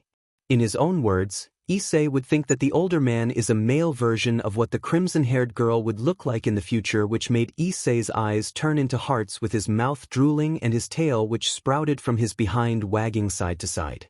Miki was by his side, unaware of the current dilemma of her son falling in love with the red-haired girl walking past by behind them at the food court. She's really pretty. I don't know why. But something tells me that to claim that girl as my own regardless of what everyone else says. Issei thought while looking at the girl with he assumes to be her father. However, as while the 2 redheads were distracted by the crimson-haired girl dragging the older man to a store up ahead, 3 men in trench coats were behind them planning for something sinister. Insert OSC. Jiraiya from Naruto Shippuden OST. The 3 men not too far behind the red-haired duo were observing them from behind a wall, with one of them poking their head out to make sure the coast is clear. But a clear for what? The man in the middle appeared to be the leader of the 3, since he made the hand signal to his comrade to execute the plan. Now that there are hardly any humans around, we can use our magic to freeze everyone inside the area, making them unaware of what we're about to do. The man who is the leader put down his hat and threw it aside along with his coat. The man appeared to be a man that looked like in his late 20s or early 30s, which light brown hair, white skin, hazel eyes, and his out looks like it came out of Final Fantasy. Yes, Lord 𝐶𝐲𝐵. Kidnap Rias Gremory of the wretched Gremory family as revenge for going against us during the Great War. One of his companions proclaimed as he too removed his disguise. The second man in question was like the first man, around the same age, but he alone has raven black hair, pale skin, red eyes, and pointed ears like an elf. I guess you do know your mission after all, 𝐒𝐮𝐭𝐡𝐨𝐫. And here I thought that you're too distracted by revenge to even execute the plan alongside with us, 𝐶𝐲𝐵 proclaimed to his comrade. I have you know my lord is that I'm not stupid enough to wait for those 𝐻𝐿𝐷 to go to the human world, only for us to kidnap the daughter of the Gremory house and make her a sacrifice for 𝐻𝐿𝐷 as tribute for their sins against us devils. 𝐒𝐮𝐬𝐴 stated while the third man or devil as revealed to decide to keep his disguise on just to stay safe in case the plan goes south. Okay then. Now we strike. 𝐶𝐿𝐵A said as he used a spell to cast everyone in the facility to freeze while the world around them was covered in a purple-like hue. As soon 𝐶𝐿𝐵A casted the spell, 𝐒𝐮𝐬𝐴 and the other devil along with him run up to the older red-haired man and cast magic on him to catch him by surprise. And a surprise it was as the older crimson-haired man as he was hit hard by the devil's magic and it sent him flying towards the store much to the little redhead girl and Issei's shock. Issei was unaffected by 𝐶𝐿𝐵A's magic since he's the son of the second Red Dragon Emperor/hero, but he cannot go and stop the devils as the two who launched the attack walked past the crimson-haired girl and head towards the store where the older man is at. This horrifying action caused the little girl to utter words in shock. What happened? Where did that beam of magic come from? Big brother, are you okay? The little girl said. As she was about to head towards where her brother was located, a hand managed to hold hers tightly. The girl then looked up and she paled in horror to see 𝐶𝐿𝐵A with an evil, menacing grin looking down on her as she were prey. While he has a hold of the girl, he said something that started to make her cry in utter terror. It's nice to see you again, Reiss Gremory. Now let's finish what we started since your father's death wasn't satisfying for me. After hearing those words, the girl now named Reiss started to cry out in hopes that her brother will hear her, but instead only Issei heard what 𝐶𝐿𝐵A said to Reiss that made his BLD ran cold while his emotions went from shock to utter anger as his eye color shifted from brown to green. And OST once 𝐶𝐿𝐵A started dragging Reiss away from the scene and started to cast a teleporting spell to teleport to who knows where, he started to feel a strong sense of fear that he hasn't felt since the three-way faction Great War. Reiss noticed the look that he was making and as soon 𝐶𝐿𝐵A's head turned to his right, Reiss did the same as she was surprised that a boy her age managed to move, unaffected by 𝐶𝐿𝐵A's magic. But what they saw next totally got them by surprise. As Issei was walking to them, had lifted his head up to reveal his face was like that of a dragon with his eyes green with black slits and fangs that makes 𝐶𝐿𝐵A realize that the kid isn't human at all. Let alone one with quirks. What really shocked both 𝐶𝐿𝐵A and Reiss was the red gauntlet that manifested on his left forearm, which 𝐶𝐿𝐵A couldn't believe while Reiss was mesmerized in bewilderment. No. The kid has the boosted gear. Let alone manifested it at an early age. This shouldn't be possible. 𝐶𝐿𝐵A shouted in pure terror as it was caught by his comrades who stopped midway towards their target. Wait, what? Did Lord 𝐶𝐿𝐵A said that some snot-nosed brat wields the boosted gear, one of the 13 Longinus that were created after the Great War ceasefire. 𝐒𝐮𝐬𝐴 says while his partner beside him paled in utter shock. Boosted gear takes the appearance of a red gauntlet with a green jewel and 2 golden spikes that manifests on the user's arm. After a certain time, it transforms into a more like gauntlet that covers up the user's hand and a majority of the arm. When the boosted gear reaches its second liberation, it gains another green jewel and a total of 10 golden spikes, aside from covering more of the user's arm. 𝐶𝐿𝐵A explained, unaware that he now gave both Reiss and Issei crucial information that will be his downfall in the future. Reiss took that to note for a later date while Issei was too angry to even process the information given to him as he has one thought in his mind: to kick 𝐶𝐿𝐵A's and his goons' butts and save Reiss. While Issei is slowly heading towards 𝐶𝐿𝐵A who was in a state of pure terror, the boosted gear started to boost itself. 𝐶𝐿𝐵A saw this and it was not good. He then decided to hand over Reiss to 𝐒𝐮𝐬𝐴 in order for him to eliminate Issei quickly, which 𝐶𝐿𝐵A assumed that he's human. The thought came to his mind and smirks as he thinks that although wielding the boosted gear, Issei is by no doubt just a little kid with no natural superpowers quirks. 𝐶𝐿𝐵A arrogantly rushed towards Issei with Reiss looking at him with sheer terror in her eyes as she thought that Issei is about to die from 𝐶𝐿𝐵A's magic as 𝐶𝐿𝐵A started to cast his light of judgment onto him. However, as soon as the light died down, 𝐶𝐿𝐵A, 𝐒𝐮𝐬𝐴, the other devil, and Reiss looked and to their shock Issei turned out fine and he didn't even flinch much to 𝐶𝐿𝐵A's dismay. WWW. Should be dead right now. How come the brat isn't dead yet? 𝐀𝐮𝐭𝐡𝐨𝐫 yelled while questioning why Issei didn't perish. And that was when the unexpected happened. The third devil who was with them got himself vaporized by a blast of crimson-red energy. 𝐀𝐮𝐭𝐡𝐨𝐫 saw this and looked back at where the blast came from. And sure enough, it came from the man they attacked a few minutes ago. What the hell? No, he should be dead. Our informant says that he's weak enough for us to kill him. But why isn't he dead? 𝐀𝐮𝐭𝐡𝐨𝐫 cried out in anger and was about to finish speaking while a red fist made contact with his jaw, knocking him out, which freed Heirs in the process. Sorry that I showed up late to the party, boys. But since I'm here and the little girl is safe, I no longer need to hold back since you try to kill my boy, you filthy devils. The voice came from Hisashi, who slowly but surely transforming into his dragon form, which made 𝐀𝐮𝐭𝐡𝐨𝐫 go into pure terror with them facing the son of the Red Emperor Ddraig himself, Hisashi Draco. It's you. The 𝐻𝐮𝐭𝐡𝐨𝐵 child of Ddraig, the Red Dragon Emperor. Hold on. Did you just say that this boy is your son?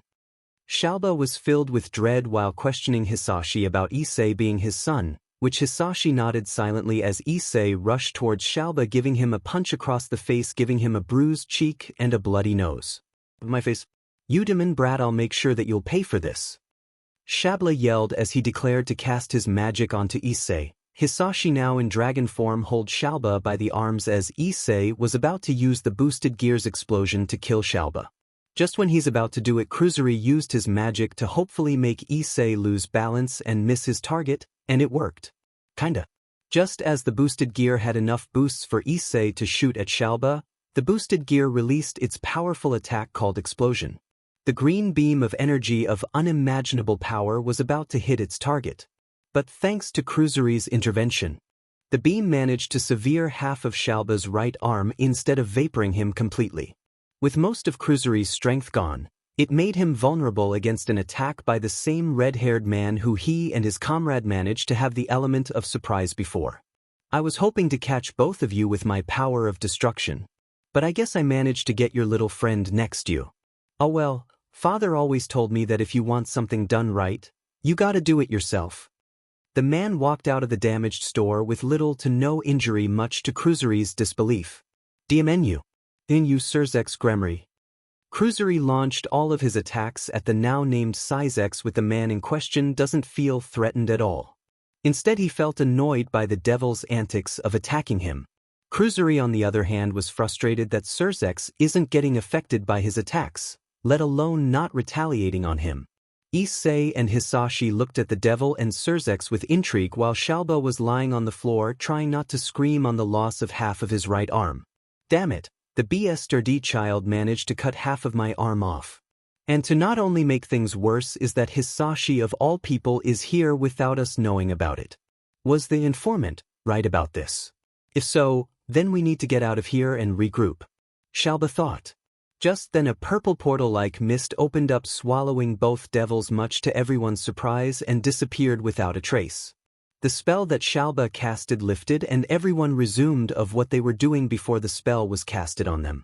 However though, as soon as the civilians and some local heroes were free from the spell, they noticed one of the stores got damaged and that Hisashi's dragon form is revealed out in the open, which caused the dragon hero to sigh in annoyance while 𝐶𝐻 was giggling at the dragon's embarrassment. Miki, on the other hand, was confused on what went down, till her husband told her of what happened for the past couple of minutes, which left her speechless and proud that Issei managed to fight against one of the leaders of the devil faction, but also manifested the boosted gear as well. Time skip, 15 minutes later. Once the situation was handled, when Hisashi made up a convincing story of how there was a gas leak that led to an explosion to keep prying eyes at bay, we see the Hyodo family and 2 members of the 𝐻𝐮𝐵 family having lunch as if the fight never happened. I apologize for not introducing myself to you all. My name is 𝐶𝐻 𝐻𝐿, current vampire king of the underworld. And sitting right next to me is my adorable little sister Heirs 𝐻𝐿. 𝐶𝐻 introduced himself and his little sister to the Hyodo family. Then Hisashi introduced himself, even though the whole supernatural world knows who he is, and his family to the 𝐻𝐿 siblings, which they smile in return.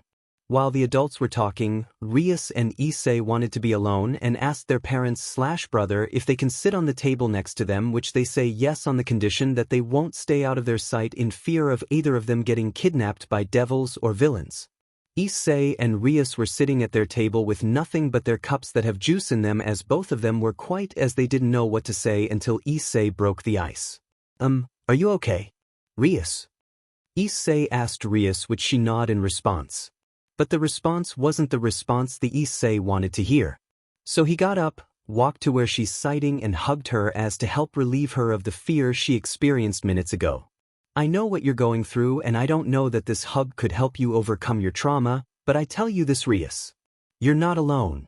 You got your brother 𝐬𝐮𝐬𝐽 with you, your family, and now. And I promise you, when you need a hero, just call my name and I'll be there to save you. The declaration Issei made to 𝐬𝐵 completely surprised her. She was looking at Issei with bewilderment and unknown to her that she was blushing at Issei while Issei was in the moment to notice it. Both of Issei's parents and 𝐬𝐮𝐬𝐽 looked at them, with all three of them smiling of how Issei vowed to protect 𝐬𝐵 and be by her side for the foreseen future that lies ahead of the two. 𝐬𝐵 started to shed tears out of her eyes and lunged towards Issei to give him a hug. Thank you. Thank you. Thank you, Issei. You don't know how much this means to me. 𝐬𝐵 says to Issei with him returning the hug. I'll always be there for you when you need me, 𝐬𝐵. Issei said, which made 𝐬𝐵 blush even more, to the point she asked him a serious question that will change Issei's life forever. Is that so, my hero? Then will you do me a favor? She asked Issei, who then nodded. Promise me that we will be together forever. Do you promise me, Issei? 𝐬𝐵 says, with Issei's eyes going wide as he hears her question.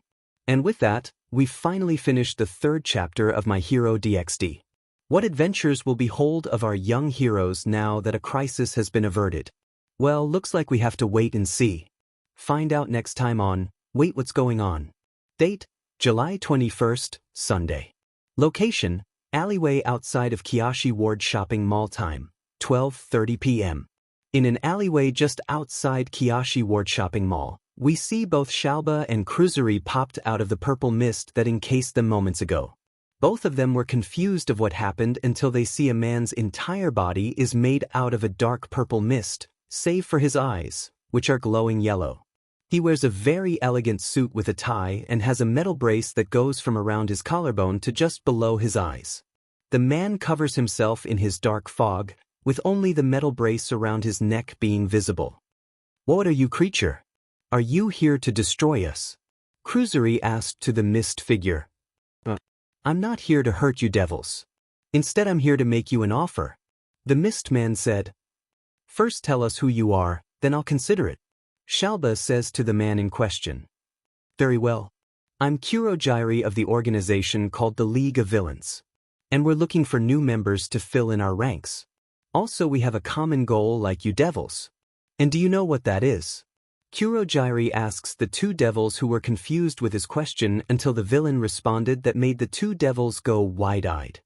We wanted to conquer the world, as we wanted to become the new gods that humanity will bow down to us without resistance. Kurogiri proclaimed his declaration to the two devils. So, gentlemen, are you interested in joining us on our crusade? Kurogiri asks to the devils with 𝐶𝐵𝐵 out of his shock and says something that made Kurogiri satisfied. I'm listening. 𝐶𝐵𝐵 says as the scene goes black. Promise me that we will be together forever. Do you promise me, Issei? We see 𝐬𝐵 asked Issei if he'll be with her for the rest of their lives, while both of Issei's parents and 𝐬𝐶𝐬𝐽 overheard the conversation and can't help but smile of the adorable sight of 𝐬𝐵 confess her feelings to Issei. Issei's eyes widen in shock when he heard those words coming from 𝐬𝐵's mouth, and he couldn't help but nodded his head without him realizing it, much to 𝐬𝐵's delight. Oh really? Thank you, Issei. Thank you. Thank you. Thank you. See, big brother. I finally found the man that I'll call my husband in the future.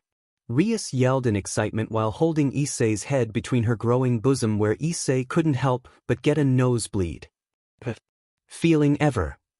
Issei yelled in his mind before fainting from the hug 𝐬𝐵 gave him. His body then collapsed on the floor with a wide smile on his face that reached from ear to ear. He still has a nosebleed as well due to the excitement. Ria saw this and couldn't help but giggle while looking at the boy with a cute smile, with her blush getting redder as she continued watching the fainted boy. Her brother 𝐒𝐮𝐬𝐽𝐸 was watching this and he couldn't help but giggle at the sight. He then thought of an idea that will change both his sister and Issei's lives forever. 𝐒𝐮𝐬𝐽𝐸 turned to Hisashi and Miki, who also turned to him with equal amusing looks on their faces, telling the Vampire King that they have the same idea as his. So Mr. Hayadash, 𝐒𝐮𝐬𝐽𝐸 was cut off when Hisashi put his hand in front of him. "Call me Hisashi, please. Calling me Mr. Hayada makes me sound old," Hisashi proclaimed to 𝐒𝐮𝐬𝐽𝐸, which he nodded in agreement. While the adults were talking about the children's futures, Ria is kneeling down, having Issei's head on her lap in order to make sure that the boy is comfortable while passed out. She couldn't help but smile while still having her blush on her face while looking at Issei's face. Ria couldn't think on anything else other than the thought of Issei rushing in to protect her from the devil named 𝐶𝐵𝐵, not to mention that he's the son of the dragon hero Draco, the grandson of Ddraig, the Red Dragon Emperor, and wields the boosted gear that helped him in his fight against 𝐶𝐵𝐵.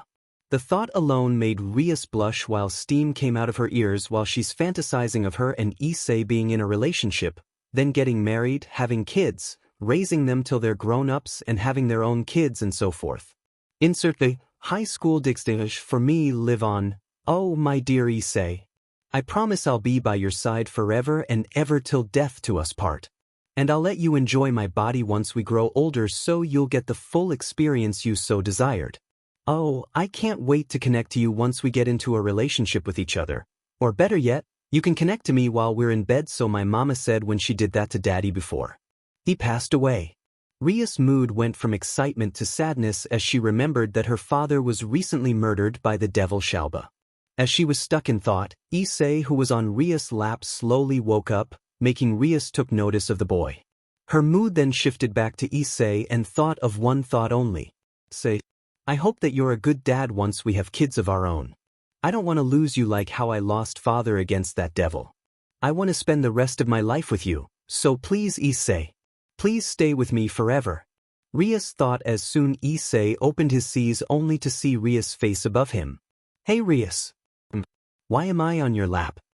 Issei said, which made the young crimson-haired vampire blush, much to Issei being unaware of it. "Oh, nothing Issei. I just thought that I could use my lap as your lap pillow while you were passed out." Rias answered Issei's question, which made the dragon hybrid blush as he remembered what Rias said about having Issei as her future husband. "I guess you're right. So Rias, is it okay for you to be my girlfriend?" Issei asked Rias, with the boy blurted out saying for Rias to be his girlfriend, which made Rias surprised before she smiled in pure joy to the young boy's declaration to make her his girlfriend. "Vinicius. Of course Issei. I'll be more than happy to be your girlfriend." Rias yelled at Issei while coming up to his face in seconds, as she was happy to be his girlfriend at such a young age. While Rias and Issei were in their own worlds, both 𝐒𝐮𝐬𝐽𝐸 and Issei's parents were done talking about the children's future and overheard about Issei asking Rias to be his girlfriend, which made both parties surprised and shocked. 𝐒𝐮𝐬𝐽𝐸 was surprised but happy that his little sister got a boyfriend at a young, but wanted to prevent them from doing anything intimate since they're children. Hisashi was shocked but laughed it off as if it was a joke, but he knew better and he gave his son a thumbs up as in congratulating him on scoring 2 girls at his age. So far. And Miki, on the other hand, she fainted since her son Issei not only scored 1 but 2 girls in a short matter of time. While Miki was passed out, both Hisashi and 𝐒𝐮𝐬𝐽𝐸 called the children back to the table to continue eating their lunch before they part ways, since this was the only time that Rias gets to spend time with her older brother. Issei then walked back to the table normally, with Rias behind with her walking in a cute way. Time skip, 30 minutes later. As everyone had finished eating their lunches and were about to go their separate ways, Rias tugged her brother's sleeve, gaining the older man's attention as if she wanted to ask him something. "Hey brother, is it okay if I can see Issei again?" Rias shyly asked her brother and feared for the worst until, "Of course sweetie. While you were lost in your world thinking about this generation's Red Dragon Emperor, me and Hisashi exchange contact info to make sure that we can keep in touch with them," 𝐒𝐮𝐬𝐽𝐸 said, which made Rias happy to the point she lunged toward her brother to give him a hug. "Thank you brother. You're the best brother ever." Rias yelled in excitement, much to her brother's delight. He then turned his head toward the 𝐻𝐮𝐬𝐷 family, who looked at him with smiles. He then smiles back at the family before saying his thanks for saving his sister and becoming friends with them before he and Rias walked away from them, not before Rias looked back at them, specifically Issei, and ran back to them before kissing Issei on the lips. "Thank you for everything, Issei. Hope to see you again soon, darling." Rias said to Issei, which gave him a nosebleed, and Day dreamed about her while Rias ran back to her brother as they waved off to the family before walking away to an unknown location. "I love my life right now. Izuku's gonna be so jealous once he hears what happened," Issei thought while his mother was trying to snap him out from daydreaming. While Miki was trying to bring her love-struck son back to reality, Hisashi was watching them with amusement before his phone buzzed. Hisashi noticed it and decided to take it out to see who texted him. To his surprise, it was someone that he hadn't talked to in years. He read the message as it said, "Hello Hisashi. Hope you're doing well after all these years. I wish that I could have talked to you sooner, but you know how hard it is to be queen, so I hope you understand, my friend. Anyway, long story short, I'm gonna visit 𝐒𝐮𝐬𝐷 just to see you and your family for the weekend, since I managed to have some of my servants take care of things while me and my daughter are away. Oh, speaking of which, my daughter will be going with me as well, since she's been dying to meet you and your sons once we travel to 𝐒𝐮𝐬𝐷 in 2 weeks. Well, that's all I have to say to you, Hisashi. See you in 2 weeks. Love, your favorite fox spirit, Yasaka." Hisashi looked at the message and smiled that his friend Yasaka and her daughter are going to visit him after all these years, and Hisashi is looking forward for his friend's visit. He then turned to find Miki managed to bring Issei back to reality. With nothing else to lose, Hisashi decided to tell his wife that an old friend of his is going to visit them in 2 weeks, which made Miki and Issei say something that made Hisashi sweat drop. Both mother and son. Time skip. 2 weeks later. Location: streets of 𝐒𝐮𝐬𝐷, Japan. Date: August 5th, Sunday. Time: 12:15 p.m. Insert OST. Boku no Hero Academia original soundtrack. Hero DxD, I'll become a hero. In the streets of 𝐒𝐮𝐬𝐷, we see individuals walking down a sidewalk while they're heading to their destination. One individual appears as a young woman with a voluptuous figure and very long blonde hair with matching eyes. She is a woman with delicate facial features, and her eyebrows are cut very short and round, a symbol of nobility. Her hair is tied in a loose ponytail, reaching all the way down to her legs that ends in a spiral, with taut bandages to keep it in place.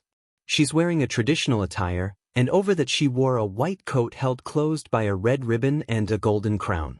Her name is Yasaka, the fox spirit queen of all yokai in Japan, and with her is her one and only daughter Kunu, who is a young girl with the appearance of an elementary school student. She has golden, blonde hair tied in a ponytail and matching eyes. She also has 9 golden fox tails and matching ears. Her main attire is the traditional outfit and tall with white. The sleeves of her haori feature a giant red star-shaped pentagram, surrounded by 5 smaller pentagrams in between the points. A/N. Picture Kunu being 5 years old in this scenario. Yasaka is happy that she's going to see Hisashi, who she sees as a brother figure, while her daughter Kunu was lost in excitement that she get to see the city of 𝐒𝐮𝐬𝐷, which is filled with people with quirks that made Kunu's eyes turned into stars as she sees humans with quirks for the first time since her departure from her home in Kyoto. "Are you happy to come along with your mother to 𝐒𝐮𝐬𝐷, my little pup?" Yasaka asked her daughter, which the little fox girl nodded in delight. "Of course, Mama. I'm finally able to see that the world is filled with superheroes now, and also I can befriend other beings like myself in this city," Kunu said in a cheery demeanor while looking at people with various quirks they possessed.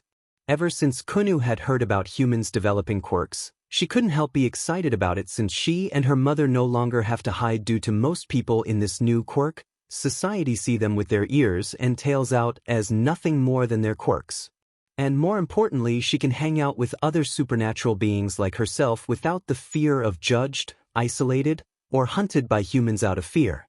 And OST, while on their way to their destination, they hear a rumbling in the distance. A loud explosion happened a good distance away, and the 2 fox yokai see something shooting out from the smoke, and it was about to make impact 100 feet away from them. The object had made contact with the ground hard, which caused a giant cloud of dust to cover the area. Thanks to Yasaka, however, she used her magic to cancel out the dust covering the area quickly.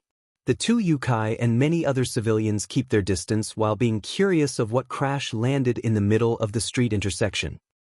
I haven't felt a punch like that in a while. And here I thought All Might would be a good opponent for me to fight, but this guy who can turn himself into a red dragon managed to send me flying like a rocket. Oh, I can't get enough of the feeling of it. Finally someone that can take me on a one-on-one fight. Come, a new guy. Show me your BLOOE. The mysterious person said while yelling out a shout of pure, intense excitement. However, for this individual, the person behind the voice isn't just any guy or hero, no. This is a villain. A very dangerous one at that, coming out of the crater for everyone in the vicinity to witness. Coming out of the crater was a large, bulky, and highly muscular man set wide with short, spiky, sandy blonde hair and tiny black eyes. His outfit comprises a red tank top, a dark jacket that hangs around his waist, dark green breathes, and black knee-high boots. The man's name is 𝐀𝐮𝐭𝐡𝐨𝐫, aka the villain Muscular. A/N. Picture Muscular with his left eye still intact. Everyone in the area saw this and were terrified by his appearance. Only for the situation to get worse when Muscular's quirk activated, causing his muscle fibers to wrap around his arms and hands, and to slam them down to the ground with the force of a 6.0 magnitude earthquake in a 100-meter radius. The sudden man-made earthquake caused the buildings around the area to start collapsing onto the populace, including the two yokai as well. As the situation called for it, Yasaka used her magic to create a barrier around herself and Kunu to protect them from the debris falling onto them. When the collapsing debris made contact to the magical barrier, the force of the sheer weight had forced Yasaka to push herself further so she and Kunu won't be crushed by the debris that's literally no more than a good foot above them. In Kunu's eyes, she was terrified from the near-death experience she witnessed. While Yasaka was busy protecting herself and Kunu, everyone around were already running away from the deranged supervillain as he continued looking out for the hero who sent him flying to the spot he's in now. Come on, new guy. Show yourself and face me. I want to feel that punch again, since it's got me tingling with excitement that someone other than All Might is strong enough to make me feel pain. Muscular said with twisted excitement behind his tone while calling out his opponent. As if on K, a large red object came out of the area it was in to only come down on the street in front of Muscular. The red object turned out to be a large hulking red dragon that's over 8 feet tall, and his wings spread out wide in front of the villain to try into intimidating him, but all the dragon can see is an insane supervillain looking for a fight to the death, and he doesn't care if his opponent kills him either. Hisashi's dragon eyes were leering back at the criminal with a vicious snarl, only to charge at Muscular while leaping in the air with his right arm pulling back as he's getting ready to punch him for what he's done to many innocent people he's harmed and killed over the years. While Hisashi was about to give Muscular the most painful punch that any human would experience, Muscular on the other hand used his quirk to shield himself from the oncoming attack from Hisashi. What the villain failed to realize is that 1. Hisashi isn't human, and 2. His power is superior to his quirk, which has a limit. When Hisashi's fist made contact with Muscular's muscle-enhanced arms, the force of the punch had broke through every fiber of his muscles that covered his arms, knocking the villain back 100 yards into a building, causing everyone from the area to run away from the area. And at 1:12, while the fight was going on between Hisashi and Muscular, Issei was on top of a small building watching his dad beat up an infamous supervillain that's been causing trouble in the city. He was filled with excitement at first before Muscular's ground smash caused some nearby buildings to collapse onto some civilians, mainly the 2 yokai beneath the rubble across from the street intersection in front of the building Issei was sitting on. Issei saw the 2 women trapped underneath and knew that he had to help regardless of the consequences that he'll face later on, but he knew better than to stand by and do nothing while people are in need of saving. Issei then sprout his dragon wings and swooped down from the building he was onto the site where the 2 women were in. He lands in front of the pile of debris to try and figure out where to start first, while also trying to be careful to not make the pile collapse onto the women. Hey, don't be afraid, I'm here to help. Hello, can someone answer me? Anyone? Issei said, only to hear the voice of an older woman within the debris. Yes. Yes, I hear you. Me and my daughter are stuck in here and my barrier can't withstand the weight for much longer. I need you to take my daughter with you so I can use my powers to their fullest without hurting her in the process. Can you do that for me? 𝐬𝐴 said to Issei with Issei nodding in agreement. Yes, I can. I promise you that I'll your daughter out safe. But first let me dig my way through since there's a lot of debris here for me to dig up. Issei said to 𝐬𝐴 with her only saying for him to hurry while also try to be careful as to not get himself hurt in the process. While Issei was about to commit his first act of heroism in his life, heard a loud boom going off in the distance. As he looks back, he saw the villain Muscular flying back towards him.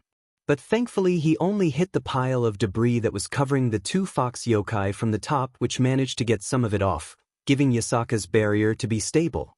After Muscular collided with the pile of debris, he continued being sent back down the street into a public park. Hisashi or Draco quickly came on the scene where his son was and asked him what's wrong. Only for Issei to tell him that two women are trapped beneath the rubble and feared that the rubble would crush them if he didn't act fast. Hearing this, Hisashi used his strength to remove the debris while asking Issei to assist him into saving the women. Unknown to them, Muscular managed to recover from the punch Hisashi gave him and he wanted to pay back the dragon hero in kind. Muscular launched himself from the park using his powerful legs covered in muscle fibers to leap at Hisashi at charging speeds which caught the dragon hero off guard.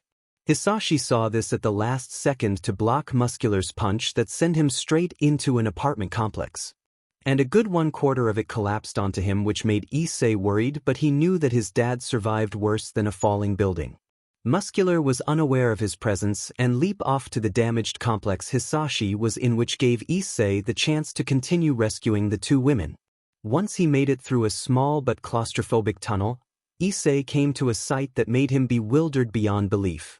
He sees a blonde older woman using magic to construct a barrier to keep the collapsing debris at bay while he sees a small blonde girl around his age holding tightly on her mother's waist.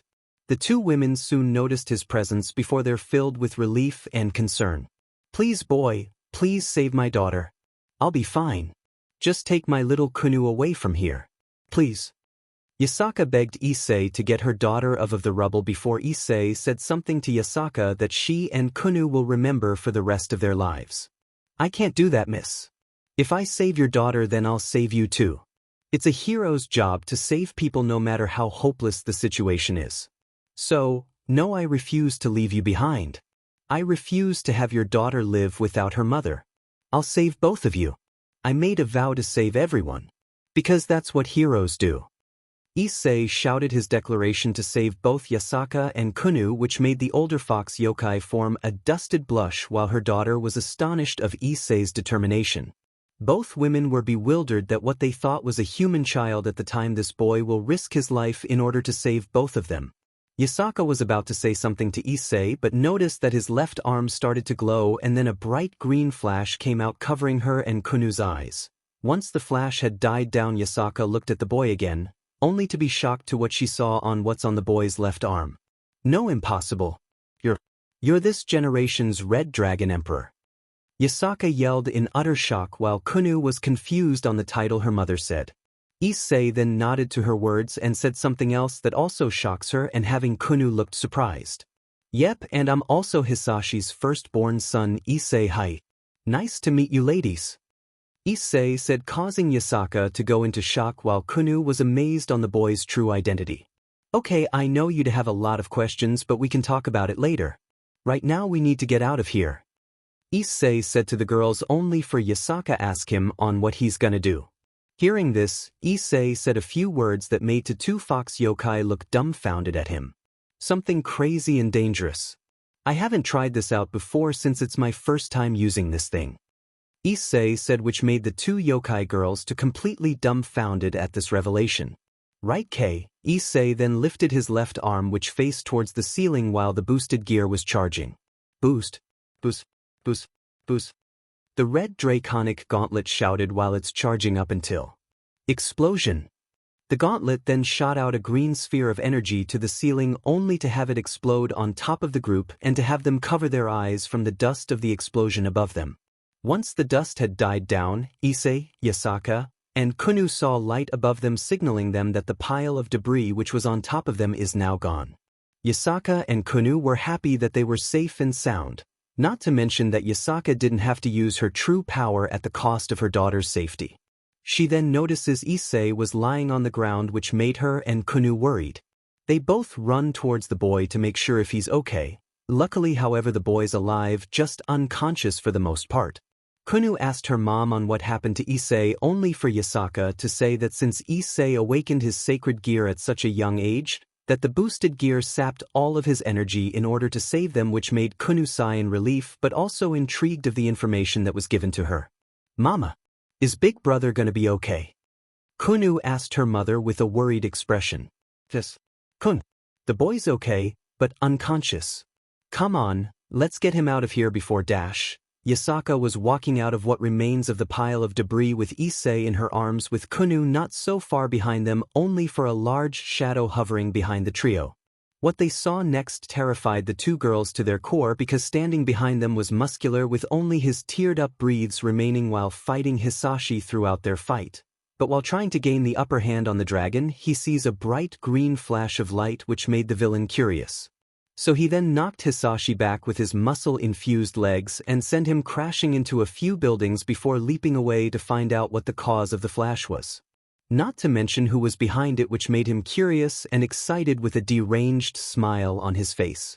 And that's where we come back to the situation we're in now, with both Ysaka and 𝐻𝐻𝐭𝐡𝐨𝐫 facing face-to-face with Muscular. A/N. Picture this but in the daytime. "Hey there, ladies. Is that boy you're holding the one who caused that big explosion I just witnessed? If so, then he's the person I should fight next," Muscular said with a twisted tone of excitement, much to Ysaka's and 𝐻𝐻𝐭𝐡𝐨𝐫's horror.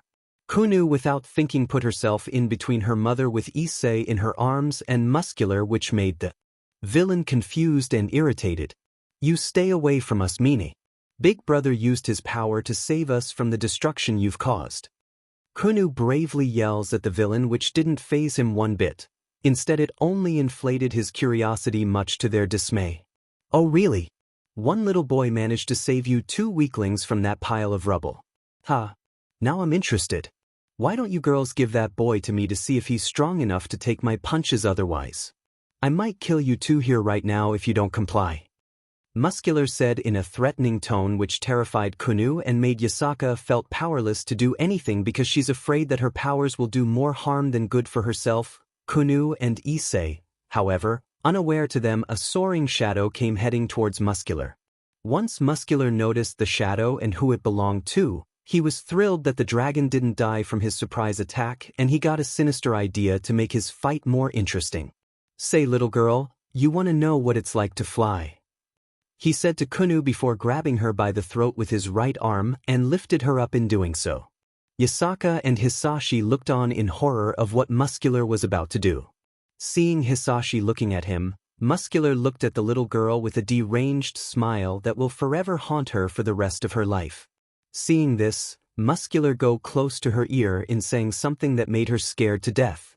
"Enjoy your flight," Muscular said to 𝐻𝐻𝐭o𝐡𝐨𝐫 without remorse, as he used his quirk-powered arms to throw 𝐻𝐻𝐭o𝐡𝐨𝐫 in the direction to the park, with both Hisashi and Ysaka yelled in horror of the villain's actions. Hisashi flew to the direction where Muscular threw 𝐻𝐻𝐭o𝐡𝐨𝐫. While he soared in the air to try and catch 𝐻𝐻𝐭o𝐡𝐨𝐫, the little fox spirit girl was crying and screaming for someone to help her. And her pleas were answered when Hisashi caught up to her and telling her that everything is alright and make sure that nothing will happen to her and Ysaka, in a tone that speaks certain death to those who are foolish enough to hurt a dragon or his family. Meanwhile, shortly after Hisashi went to save 𝐻𝐻𝐭o𝐡𝐨𝐫, Muscular turned his head back to see Ysaka in a paled state, in shock, fear, and agony, much to the villain's delight. Then the villain slowly walked towards her while focusing on the boy she's holding. "You know, lady, ever since I developed my quirk, I was always aching for a fight with someone with equal strength to show me a good time. Over the years, I always wanted to fight people who I see is worthy to fight me by looking how strong they are regardless of age. And I believe there will come a time where kids like that boy will develop a quirk at a young age to beat a powerful adult like myself. I don't even care how young they're supposed to be. If they are strong enough to give me a good fight without dying, then there will to show me their bloodlust," Muscular said, then shouted as he was about to kill both Issei and Yasaka from where she was kneeling on the floor powerless to fight back against the villain. That's until a red-clawed hand grabbed his hand, preventing the villain from killing the two. He then looked back to see Hisashi with Kunu on his back before sliding off and ran towards her mother in pure desperation to have her mother comfort her after the terrifying ordeal. "Mommy!" That's the only word that came out of Kunu's mouth while she ran towards her mother and making contact with her chest with her head. Yasaka was relieved and happy that her little baby is safe while she was crying out in pure joy. Hisashi, looking at the two girls with his son being in their care, now has the freedom to fight Muscular at a more safer location. He then used his strength to throw Muscular to the park with him not far behind. Insert OST. Boku no Hero Academia original soundtrack. 𝐻𝐮𝐭𝐡𝐨𝐫, threat incoming. Is there no limit to your evil, Muscular? Why you must hurt innocent children, let alone killing them to get what you want? They haven't done anything to you, and yet you kill them out of spite. Are you trying to prove that you're the best or something? Hisashi said to Muscular with a serious/angry tone as soon he crashed in the middle of the park, only for the said villain to jump out with a bloody smirk across his face. As soon he heard Hisashi's voice for the first time, Muscular almost immediately got goosebumps. Nice. That voice of yours sounded intimidating, I'll say. Anyway, for your information, lizard face, I only go after the ones who I thought are worthy to fight me. Especially that boy, to see if can survive my attacks. Or gets beaten to death from my punches if he turns out we dash. Muscular was gonna continue bragging before he saw Hisashi's eyes, which made the villain froze with intense fear of death right in front of him. I/N. This is the best I've found on Google, but at least it fits the narrative. Hisashi came charge at him with his fists colliding with Muscular's face in a bit of rage. Hisashi threw a barrage of punches at the Muscular, with the villain being forced to take Hisashi's powerful punches, charging at him one by one. That's where the villain heard Hisashi speak to him, and it was at that point the villain knew that this fight turned into a battle to the death, which made the psychotic villain even more thrilled. They're not weak. The innocent aren't weak. My son is not weak. Hisashi gave the villain the final blow before the villain went unconscious after enduring his powerful punches that rivaled All Might's punches. Hisashi then took a step back to take a breather, knowing that he almost killed a human for trying to kill his son Issei, Yasaka, and Kunu. He was about to call the police to pick up and arrest Muscular, but to Hisashi's surprise, the knocked-out villain got back up only to say something to Hisashi that he'd later regret. "Breathe. That all. Breathe. You got. Breathe. Weak but. Lizard."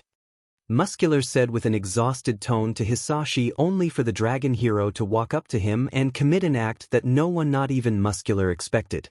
And OST, out of frustration and anger, Hisashi has had enough of the villain's BS and used his right leg to kick him into a tree. For everyone in the area who witnessed it were downright shocked for what the hero had done to Muscular. But then yet again, Muscular had committed a lot of various crimes, including second-degree murder, so for him it was karma coming back to bite him hard in the butt. However, much to everyone's dismay, the villain is still breathing, but thankfully this time unconscious. Once the threat of Muscular had been dealt with, the civilians in the area congratulated Hisashi for stopping the villain, even though what he did to the villain in the end was deemed questionable. With all that said and done, Hisashi transformed back to his human form and run to the nearest ambulance, where Yasaka, Kunu, and a recently awakened Issei were waiting for him with smiles across their faces as a sign of relief for Hisashi. Time skip, 2 hours later. The group of 4 got out of the nearest hospital, where the 4 individuals got themselves checked to see if there are any injuries on them. Luckily for the group, it was only Issei and Kunu who were the ones that got scrapes and bruises. Other than that, they're fine. Hisashi was talking to Yasaka of how they wish their reunion after so many years could have gone better, with Yasaka being as kind as she is, just waved it off since she knows that her best friend was busy doing hero work and raising a family as well. With Issei and Kunu, on the other hand, they were quiet on the way towards Issei's house. With Issei wanted to say thank you to Kunu for protecting him while he was unconscious but was unsure of how to say it. And Kunu was thinking of the same thing to Issei but didn't know how to put it into words. Also, she keeps on looking back at him with a little blush while the boy isn't looking. I wanted to say thank you for helping keeping me and my mommy safe, Issei, but I don't know how should I say that to you. Not to mention that you're kind, brave, strong, and cool. What am I thinking? Sure, he's cool, kind, brave, and strong. But he's also the Red Dragon Emperor and a literal dragon descent of the original Red Dragon Emperor. Regardless of that fact, I can't stop thinking about him. He's like a cool older brother willing to protect his family. Willing to protect them from any threats that come their way. What is this feeling? Is this me longing for a brother? 𝐻𝐮𝐦𝐦𝐚𝐫𝐲 thought to herself while thinking of Issei. Time skip, 10 minutes later. Location, outside of 𝐻𝐮𝐭𝐡𝐨𝐫 household time, 3:30 p.m. Date, August 5th, Sunday. Outside of the 𝐻𝐮𝐭𝐡𝐨𝐫 household, Hisashi and Issei were ready to introduce Yasaka and 𝐻𝐮𝐦 to Hisashi's wives Miki and Inko, and Issei's little brother Izuku. However, as soon they were about to announce their return to the rest of the family, Hisashi sees his two wives and Izuku hanging out with all too familiar faces. The first was the obvious Gremory family minus 𝐬𝐶𝐼𝐻𝐾𝐿 and a certain young silver-haired maid alongside them. The second was his best friend Barraqueel's family with his wife and daughter Akino. And the last but not least was the Uraraka family that his second son Izuku mentioned after his fight against Bakugo over a month ago. The adults were chatting while Izuku was playing with both Heirs and Akino, with the little silver-haired maid watching them from afar. Izuku was playing with the girls just fine until the two girls started competing from who's prettier to who should claim Izuku as their little brother, since he looked so adorable to them to the point they wish they have him as a brother, while Ochako was in the background waiting to have Izuku for herself. However, once Hisashi, Issei, Yasaka, and 𝐻𝐮𝐦𝐦𝐚𝐫𝐲 made their presence known, both girls stopped having a tug-of-war with Izuku to look at Issei, who stared right back at them with him thinking the 𝐂𝐮𝐽𝐻 moment. The two girls released Izuku from their grasps and headed towards Issei at lightning speed. In doing so, Ochako took the opportunity and took Izuku somewhere else where they can play together alone. She has a jealous pout on her face while dragging an exhausted Izuku to his room upstairs. "Darling," said Heirs. "Honey," said Akino. "Hi girls," Issei said with a surprised look on his face. With the two girls hugged him on both sides. While hugging Issei, both Heirs and Akino noticed 𝐻𝐮𝐦𝐦𝐚𝐫𝐲 standing behind Issei with a confused expression. With them seeing this, both girls stick out their tongues at the fox princess, which made 𝐻𝐮𝐦𝐦𝐚𝐫𝐲 pout in frustration. /n. Picture this with Heirs and Akino in front of 𝐻𝐮𝐦𝐴. Yasaka saw this and couldn't help but giggle in amusement before remembering the time Issei rescued her and 𝐻𝐮𝐦𝐴 from Muscular, which made her blush for a moment before she shook it off. She then turned her head around to see the well-known and famous vampire family of the underworld, as well as a fallen angel with his family. She also noticed a normal human family that have quirks as well, but she doesn't want to get into it since it's none of her business anyway. From Hisashi's perspective, however, all the adults' eyes were on him, with the dragon hero having one thought in mind. 𝐼𝐻𝐻, here we go again. Hisashi thought while trying to figure out of how this situation even occurred in the first place. But Hisashi will realize soon is that this meeting of 5 families will alter the course of his sons' lives forever. 𝐻𝐮𝐦𝐴 meanwhile was sitting beside Ochako, who's watching over Izuku, who's sleeping on her lap with a calm smile on his face. 𝐻𝐮𝐦𝐴 couldn't help but form a blush at the sight of seeing Izuku's face. At the same time, both husbands and wives are in the living room chatting like they've been friends for years. Other than that, all families revealed their supernatural origins to the Urarakas, who were terrified of the fact that the people except for Hisashi's wives around them are powerful otherworldly beings that can kill them with ease. Luckily for them, they are like any other human being on Earth with lives of their own and families to raise and take care of, since they also have Ochako to raise and hope for her to become a great hero in the future. A few hours later. Location, 𝐻𝐼𝐻𝐿/𝐵𝐾𝐮𝐦𝐴 household, Mizudafu. Japan. Date, August 5th, Sunday time, 9:30 p.m. A few hours had passed before the other families who came to the 𝐻𝐼𝐻𝐿/𝐵𝐾𝐮𝐦𝐴 household left, with the 𝐒𝐮𝐦𝐦𝐚𝐫𝐲 holding his little sister's hand while she was smiling in pure excitement that not only she can hang out with both Issei and Izuku, but she's also excited that she's gotten herself engaged to Issei, which made her dream come true. Following the two out of the house is the same small silver-haired maid who watched the other girls played with the boys with an emotionless expression. Her face may seem emotionless, but on the inside, however, she's jealous on how her MSTRS/best friend 𝐻𝐼s managed to get into a relationship with Issei, let alone engaged. She could have talked to Issei while he was playing with 𝐻𝐼s and the other kids, but she was told by Vanillana to watch them and to not intervene until it's an emergency. The maid in question's name is Graphia Lucifuge, the best friend to 𝐻𝐼s Gremory and a maid to the Gremory family in the underworld. Graphia is an appealing young 7-year-old girl with back-length silver hair that features a long braid on each side with small blue bows at the ends, while the rest is let down, which ends in twin braids and silver eyes. Her appearance consists of her wearing a blue and white French maid outfit with long sleeves and a white maid headband over her head with red lipstick as a cosmetic accessory. I/N. I know this isn't Graphia, but this is the best I got. The second family to walk out of the household is the 𝐻𝐼s family, with Baraquil holding a sleeping 𝐻𝐮𝐽 in his arms after she was running around in excitement after hearing that her parents had allowed her to date Issei while agreeing to share Issei with 𝐻𝐼s due to their friendship. Her mother Shuri waved goodbye to Miki and Inko before walking off to catch up with her husband and daughter, who were starting to get in the car and drove themselves back home from there. The third family to exit the house is Yasaka holding a sleeping Kunu in her arms, who went through the same thing as 𝐻𝐼no. When she heard that 𝐻𝐼no's engaged to Issei, she can't help but wanting have herself and Kunu spend more time with him and Izuku for the foreseeable future going forward. And last but not least are the Urarakas, who were quiet with deadpan faces. The reason for this is because of what they heard, that the other families around them are supernatural beings in nature and wielded magical powers that the family cannot explain. In truth, they were scared that the people they met aren't human, but Ochako on the other hand is amazed that the boy who saved her is not only quirkless, but he's an actual dragon with a dream to become a hero like her. So, in order for her to hang out with Izuku again, she told her parents that he's a good person who saved her from Bakugo and wanted to be friends with him. Not to mention that he has a dream to become a hero like her and maybe even be together with him. Her parents noticed the last words she said and couldn't help but allow her to be friends with him on the condition that Izuku will protect her no matter what happens to her, which Izuku nodded. Seeing his commitment about protecting her, Ochako's blushed to the point that she went straight to the front door of the house while waving her goodbyes to Izuku and his family. After all the families left the house, both Miki and Inko were cleaning up the living room while Hisashi is getting his sons to bed because they have school in the morning. Once the boys are asleep, Hisashi walked out of the room to meet up with his wives, only for him to find that his wives aren't there. Hisashi then heard both of his wives called him from the bedroom, only for him to find them in their CC lingerie ready to have their fun night with their husband, which made Hisashi happy that they can have Issei to their heart's content.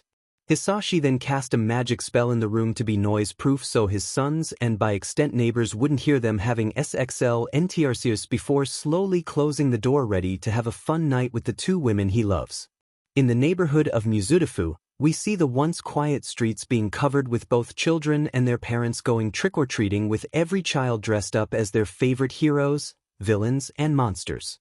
Out of all of the children going around trick-or-treating, we see one group of children dressed up differently from others. This group of children are Issei Haidu, with most of his dragon form out, such as his wings, horns, tail, and his scales covering his arms and legs. Next to him is his brother Izuku, with him wearing an All Might costume. 𝐴/N, no surprise there. And with them are 𝐻𝐼s, 𝐻𝐼no, Kunu, and Ochako tailing behind them. 𝐻𝐼s is wearing a little vampire costume despite being one. 𝐻𝐼no is dressed up as a ghost. Kunu's costume is that of a werewolf. And Ochako is dressed up as a princess.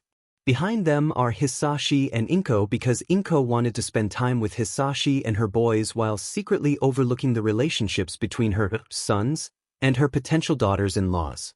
Hisashi wanted to keep an eye out on his sons while wanting to spend time with Inko.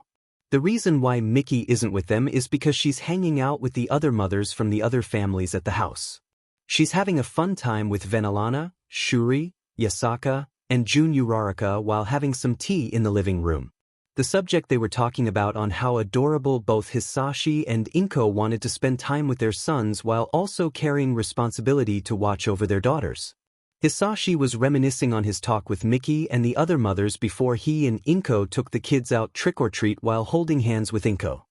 He was thinking on the subject, which made him feel proud and a little embarrassed on how Mickey and the other women in the room complimented him on being a good dad, which in turn made himself flustered. And OST at 1:30 flashback, "Okay babe. We're ready to take the kids out trick-or-treating," Hisashi said with Inko standing beside him with Halloween bags to give to the kids. She's also carrying a camera around her neck to take pictures of her sons with the girls for her to put it in her photo albums. "Okay, Hisashi, have a good time out there with Inko and the kids. You know how much little Inko wanted to spend time with you and our boys on Halloween," Mickey said, which made Inko flustered. "This is a shut up, sis. I haven't had the chance to spend time with them last year since Hisashi was busy with work and Mickey took the boys trick-or-treating herself," Inko said to Mickey while her face was as red as a tomato. My you too. And here I thought Inko is the mature one of the two. But when it involves Hisashi you get yourself flustered like a schoolgirl," Shuri said to Inko with a teasing tone to it. She then heard giggling next to her and Venelana was the one giggling at the situation. "I say you're right, Shuri. Inko does get flustered easily when Hisashi's involved in the whole ordeal," Venelana said with a hint of amusement about the situation. Shuri soon nodded in agreement on the topic. Now girls. We could tease Inko after she and Hisashi get back from trick-or-treating with the kids that he promised us to look after," Yasaka said, trying to defuse the situation. "I sure hope that there are no villain attack that'll ruin this night.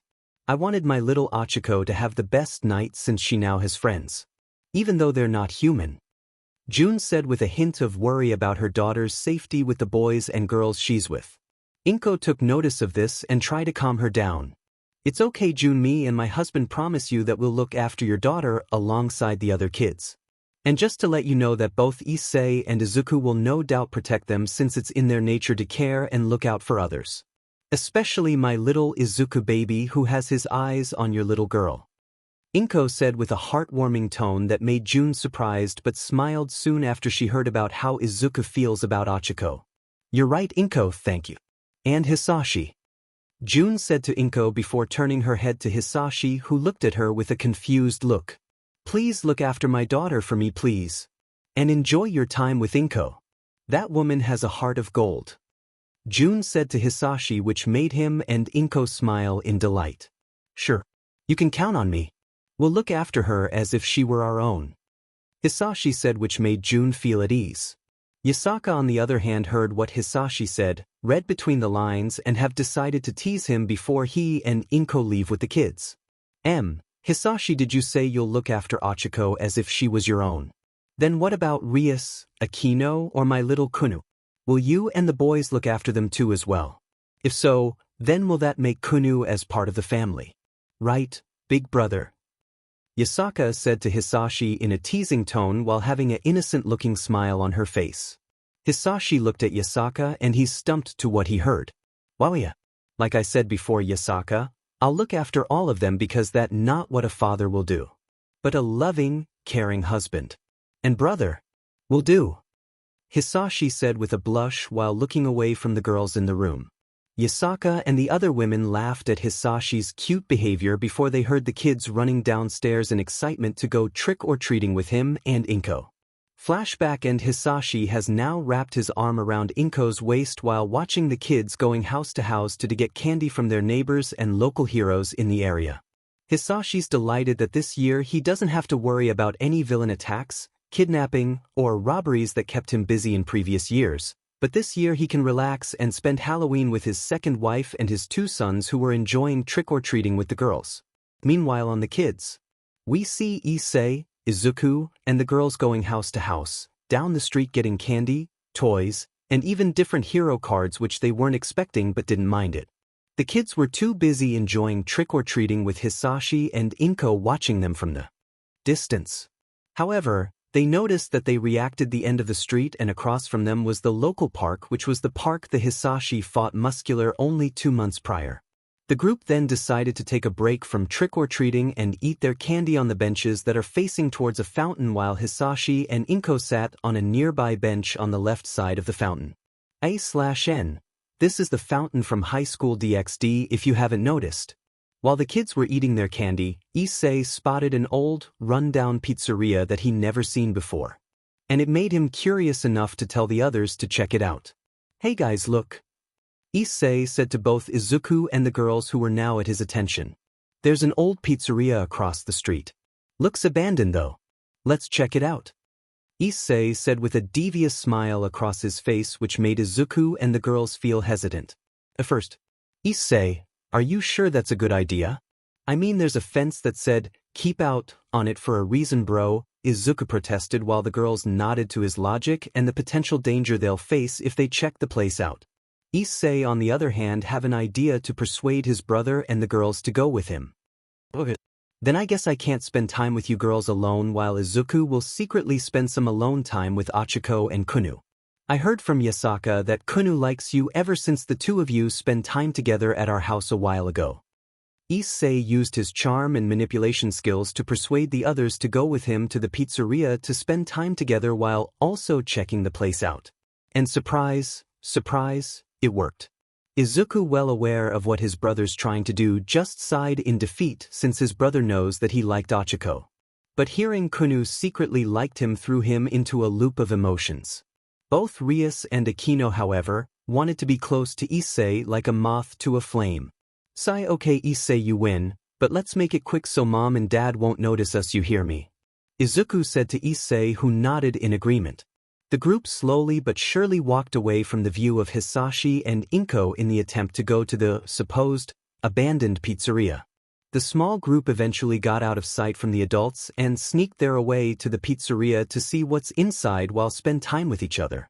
The kids soon found themselves in front of the gate between them and the pizzeria, but thanks to their draconic powers, both Issei and Izuku had slashed the metal fence like butter with their claws, opening the path to the pizzeria.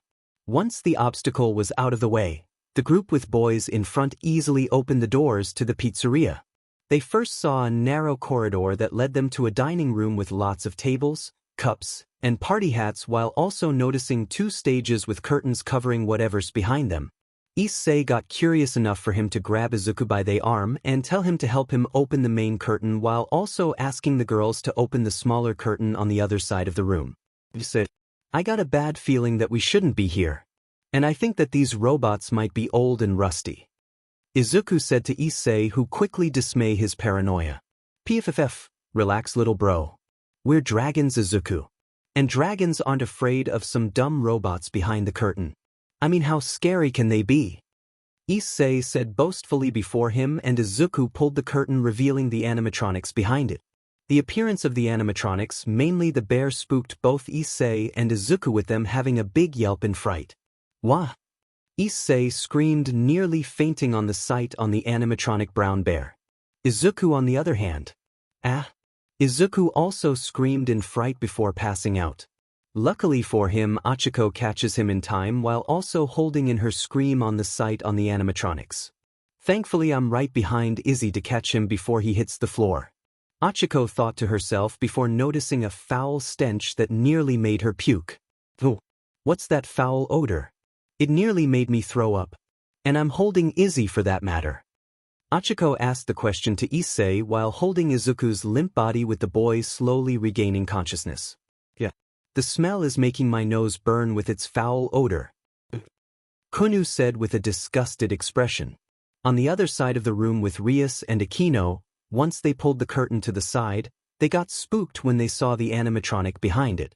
At least they weren't as spooked as Issei, Izuku, and Achiko on the other side. Now with Issei, Izuku, Achiko, and Kunu standing in front of the main stage, they saw the first 3 animatronics that made them feel uneasy for some reason. The first and obvious animatronic is a tall, lean brown bear animatronic adorned with a black bow tie and top hat. He has 3 black freckles on each cheek of his face, complemented by blue eyes and black eyebrows. Before him is a sign with his name on it. The animatronic's name is the one and only Freddy Fazbear.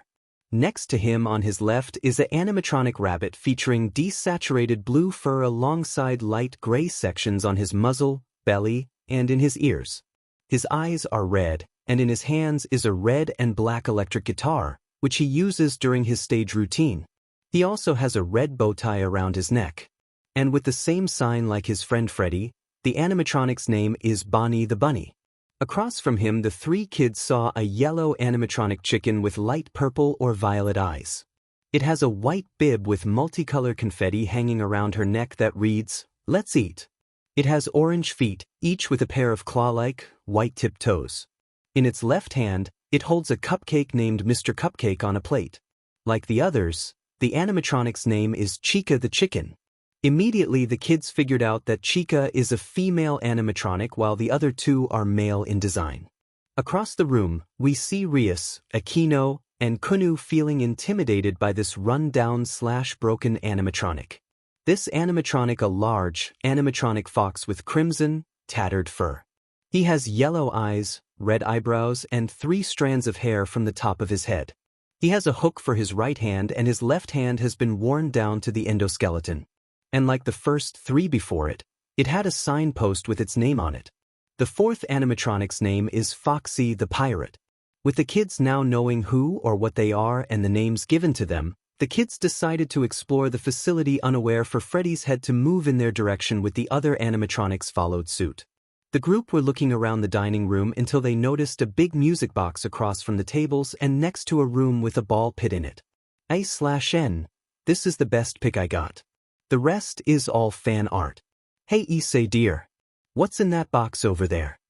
Aquino asked Issei, who shrugged his shoulders as he's too scared to go and check to what's inside the music box, much to her disappointment. However, her disappointment quickly turned into one of amusement as she noticed of Issei being scared of what's inside the box.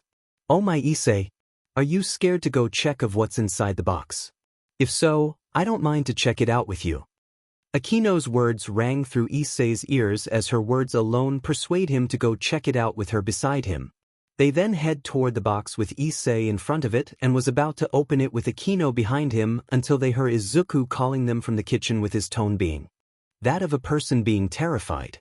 Issei, guys, get over here now. Izuku yelled in fright to the others.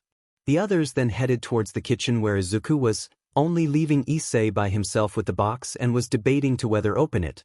But with curiosity and the need to protect his brother and his friends getting the better of him, Issei decided to walk to the kitchen only for the stage behind having Freddy missing while both Chica and Bonnie staring at him from afar with both of their eye sockets black with white pupils on them.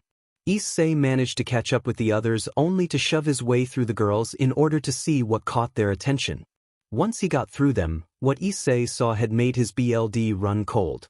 As like everyone else in the room, they witness a golden replica of Freddy slouched against one of the ovens in the room. With the sight of an eyeless animatronic suit, the kids have had enough of exploring the pizzeria and decided to leave until GG guys. Have to. Issei said to the others in a terrified tone while backing up with the others behind him. He then turned to the doorway that was the entrance to the kitchen until he froze with absolute terror as he sees Freddy in the doorway blocking their path of escape. If that's not terrifying enough, Issei then got a good look on Freddy's face, and what he saw next literally made Issei pooped his breathes in sheer terror. What he saw on Freddy's face was the blood shot human, and I mean human eyeballs in place of the usual fake metallic ones, which made him scream. Once the others heard Issei scream of what he saw, they also see Freddy with the human eyes that made Issei scream in the first place. Get out! Freddy said in a tone full of anger and fear to the children, which they somehow ran past him without looking back at the animatronic yelling the words, "Get out," behind them. Issei, Izuku, and the girls tailing behind them were running towards the exit, which is across the dining room, where they notice that the other animatronics are gone. They then hear a human-like M beside them, and what they saw are both Bonnie and Chica in between the tables across from them. You shouldn't be here, Bonnie said to the kids while Chica's standing next to him. This is not a safe place for you kids, Chica said to the kids while Bonnie started to take off his mask, revealing his metal endoskeleton head underneath. And that sight alone made them pale in fear before he started to charge at them while letting out a loud, high-pitched scream. The kids scream of the animatronic bunny's action and they head to the parts and service room unaware of the terrifying secret within it. Once they made it into the dark room, but thanks to their supernatural abilities, the boys, and the girls, with the exception of Hachiko tightly holding Izuku's hand, they can see the room as light as day with their gifted night vision. Okay, guys, we need to think on how to get out of here before our parents started noticing that we're gone. We need to think of a plan now. Izuku, can you think on a plan to beat these robot-killing machines? Issei said until he and the girls noticed Izuku, Hachiko, and Kunu were looking at another Freddy costume on the table in front of them. Thinking that it's the same Freddy that scared them back at the kitchen, Issei and the girls were about to head out of the room until Izuku told them to hold up. Wait, guys, this isn't the same Freddy that jump-scared us out of the kitchen earlier. It's just an empty suite. Izuku said to the others while going up to the suit by himself, at first give them a sigh of relief until they noticed Izuku stop mid-sentence and see that his eyes were wide as if he saw something truly haunting that can mentally scar him for life.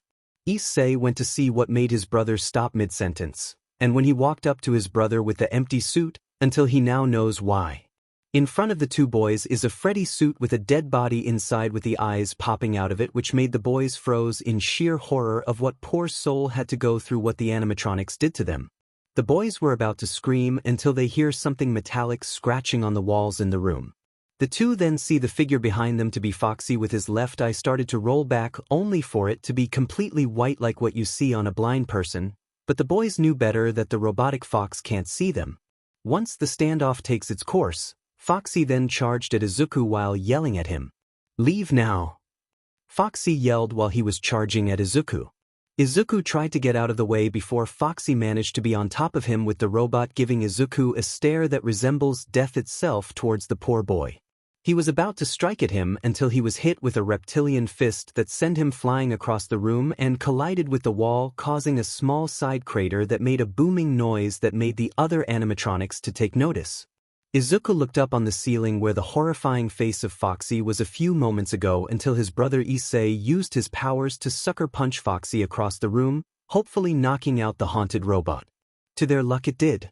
Now with the threat of Foxy behind them, Issei snapped Izuku out of his state of shock and told him to follow him and the girls out of the room and leave pizzeria for good.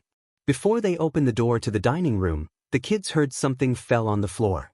They immediately looked back to see if Foxy got back up from the punch Issei gave him, only for them to see Foxy's body still limp at the wall, knocked out.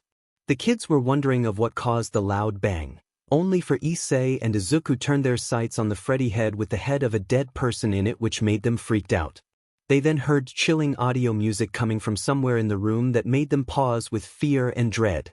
Insert 𝐬𝐮𝐬𝐴 plus, say goodbye to spring. In 4K start at 7 seconds A/N, anyone would be scared shitless in this situation.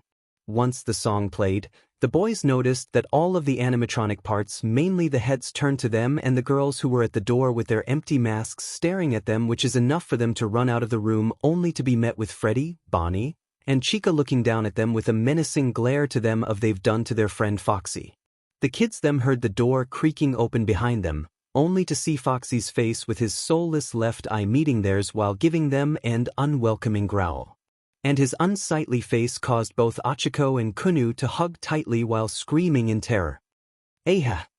Both Hachiko and Kunu screamed in terror at the sight of the haunted robots. Izuku, Hachiko, and Kunu slammed the door on Foxy to prevent him from getting out, but can feel the heavy banging from Foxy on the other side. Meanwhile, Issei, Heirs, and Akino used their powers to defend themselves from the murderous haunted robots. However, the girls were too scared to do anything, while Issei, though powerful, he has to think about the situation he's in since Izuku, Hachiko, and Kunu were preventing Foxy from getting out and face, and the girls were facing 3 robots on their end. End OST at 117. So, in the end, Issei decided to use the boosted gear to blind the 3 animatronics with the bright light it produces, which gives him and the others enough time to escape the pizzeria for good.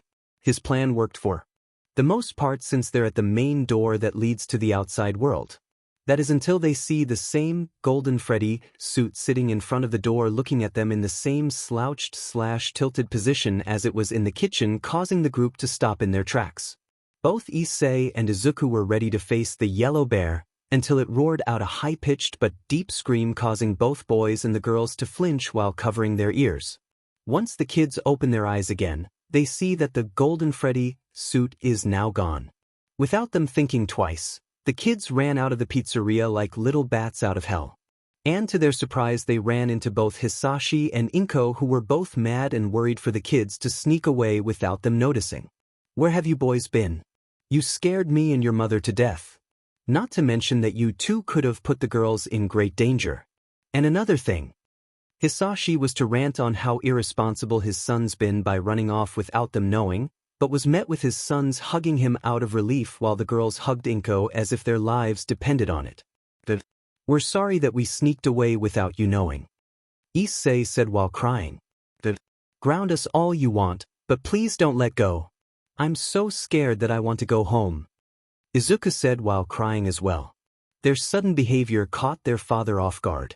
"Wow, what happened in there that caused you two to act like this?" Hisashi asked his sons before Kunu raised her shaking hand up for Hisashi to see, and he asked her of what happened. "What happened, Kunu?" Hisashi asked the little fox girl. "We were attacked by killer robots in there. They told us to leave while trying to attack us," Kunu said before she breaks down crying of what she saw in the pizzeria. Hisashi was confused at first until Heirs told him that they also discovered a dead body in the facility, which caught Hisashi's attention. "Wait, there's a dead body in there, Heirs?" Hisashi asked her before she nodded in response. Heirs answered him with a frightful nod. "Okay, I'll go in there myself to see what's going on," Hisashi said before Issei clung to his arm, preventing him from going into the pizzeria. "Please, Dad, don't go in there, please. Don't go. The robots will attack you on sight." Issei tried to warn Hisashi to not go in there, which made him look down on his frightened son, which made him change his mind about going to check out on the pizzeria. "All right, Issei. I won't in there since I know that you need me more than anything right now, so I'll bring you kids home and bring the case to the police tomorrow," Hisashi said, which gave his sons and the girls with them a sigh of relief, shaken but relieved. "Now let's head home, you kids. Oh, and you two boys are grounded for 2 weeks. Same for you girls as well," Hisashi said to the kids, which both Issei and Izuku couldn't care less as long they're a long distance away from the pizzeria. The girls, on the other hand, were surprised that they are sharing the punishment with the boys, but they can feel relief that they're not gonna go back to the haunted pizzeria. Inko was giggling at the girls' dismay, much to hearing the disturbing story she heard about them seeing a dead body inside the pizzeria. She tried to dismay it since it's Halloween, but since she's the wife of an actual dragon of supernatural origin, Inko realized that anything's possible since hearing about killer robots in a children's pizzeria establishment. The group then walked their way home under the moonlight, knowing that Halloween came to end, with the children thinking all in unison that Halloween is no longer their favorite holiday anymore. And that's a wrap, fellow viewers. I hope that this holiday special can spice things up for you guys in order to be interested in this story I'm writing. Okay, now with this chapter out of the way, see you next time on Static. Oh, what now? Static. Sometime later, before midnight, we see Hisashi walking into the pizzeria, wondering on the circumstances that his sons and girls went through. He opened the door, walked through the hallway in a calm manner until he reached the dining room with 2 empty stages, which Hisashi noticed. Where did the robots go? He thought, until he sensed a presence behind him. He quickly turned around only to see a puppet with a white face that looks like a mask, with black, hollow eyes that sometimes gain small, white pupils. Its face is similar to that of a Pierrot, with rosy red cheeks, purple stripes that stretch from the bottom of its eyes to the top of its mouth, and red lipstick painted on in an exaggerated pucker. Its body is somewhat reminiscent of a sock monkey's, with its round, oblong shape, thin waist, 3 white buttons, rounded hands that feature 3 spindly fingers each, and white stripes on the wrists and ankles, along with a thin, long neck. It has no feet, but its legs are tapered to a point. It has neither hair nor head accessories. It's quite lanky, due to how limp-like it looks. Along with the puppet were the other 5 animatronics surrounding Hisashi, thinking that the man is outnumbered. Hisashi looked disinterested due to how calm he looks, which made the animatronics confused. And that's when the puppet spoke to him. "I don't know you. But since you aren't scared of us, I'm curious as if why someone like you would go into a place like this unaware of the tragedies that occurred here," the puppet said to Hisashi, which made his a bit surprised but kept his cool like before. "Oh, you can talk. Well, it makes things a lot easier. Look, my sons who were here before told me that there's a dead body in here, so I'm searching of the body thinking it was a random homicide. Hisashi said to the puppet, which made it look disinterested of the man's answer. Well, the one responsible for that are my friends here. An intruder came here some time ago looking for some relics, but my friends ended up finding him and stuffed him inside in one of the empty Freddy suits. The puppet said to Hisashi, which made him shocked. What? Why would you guys do that? Hisashi asked the puppet, who had enough of the man's questions and angrily waved off in response. I don't have time for this. Guys, make sure that he doesn't get in my way.